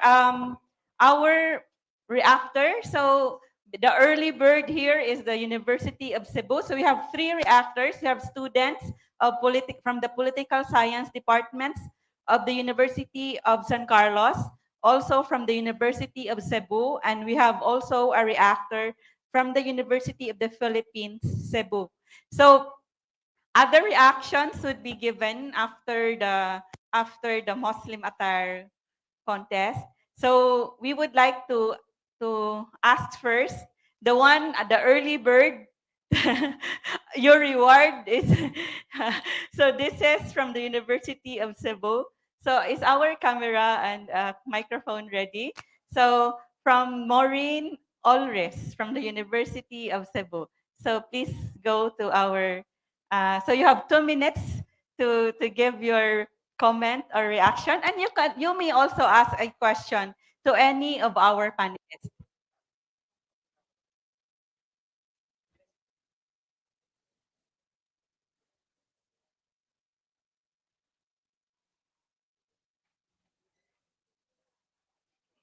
So it's a reaction. So even if the heading or the title for that is Muslim attire contest, is actually the reaction from it's the reaction from the student from the political science department of the University of Cebu. So this is Maureen. Hello. Good evening to each one of you, ladies and gentlemen. I am Maureen Alves from the University of Cebu Political Science. And assalamu alaikum, everyone. And yes, I commend this activity. Thank you so much, ma'am, for spearheading this one. It actually helps us to bring us our lives into the past. And then now I actually commend to the Muslim. We are actually one Filipino. They are the defenders of our homeland, and that is why I actually commend and thank them for defending our homeland way back. And yes, albeit we are now in our mixed blood, it's undeniable that we are based on our looks and everything.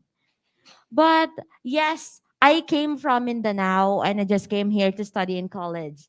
And I was raised in like a neighborhood whereby like 80% or 80% of it are actually Islam. So that is why I appreciate and value each of them. It's because of their of them being such a great fellow being, fellow man.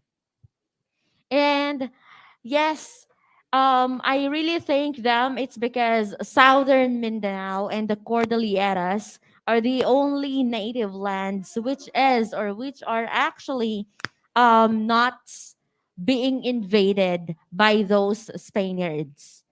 And that is a challenge for us because now we are being educated, being aware of all the circumstances and all of the events of the past that actually helps us like to move forward. And yes, I believe that it's not good to overestimate. It needs us the balance. And of course, yes, in order for us, like, we must not succumb into a war or into like disputes if we are not ready. Like, for example, the arms, the armaments, and all. And of course, we need the support of the Filipino people. Ladies and gentlemen, thank you so much for today, and may you have a great day. Thank you. Daghang salamat, Maureen, for your reaction, for your insights and your appreciation of this event and your insights about how to move forward. So I remember already the question, there was a question from our online audience that asked, should we call, instead of calling, should we call the Moro raiders as liberators? So of course there were excesses also of the raids, but I was actually surprised when I was in a museum in Singapore, in the National Museum of Singapore. They featured the Iranon pirates, but then they clarified there that the scholars today, so that's from the scholars of Singapore, or to whom do they refer to the scholars? But the scholars today no longer refer to them as pirates, but as Malay chiefs who asserted their traditional rights over the maritime territory in Asia or Southeast Asia. So that was how they described the supposedly pirates. So they were Malay chiefs. They would go to Singapore, according to that display, hundreds of fleets would go as far as Singapore to challenge the Europeans. So they were the raid was actually a form of taxation against the Europeans. And then when I came back to Cebu, I went to a place where there was a tour. And then one of the tour guides was saying, actually, Cebu was a target of Moro pirates, was a favorite target of Moro pirates. I said, Singaporeans no longer refer to them as pirates, but we still refer to them as pirates. Some of us.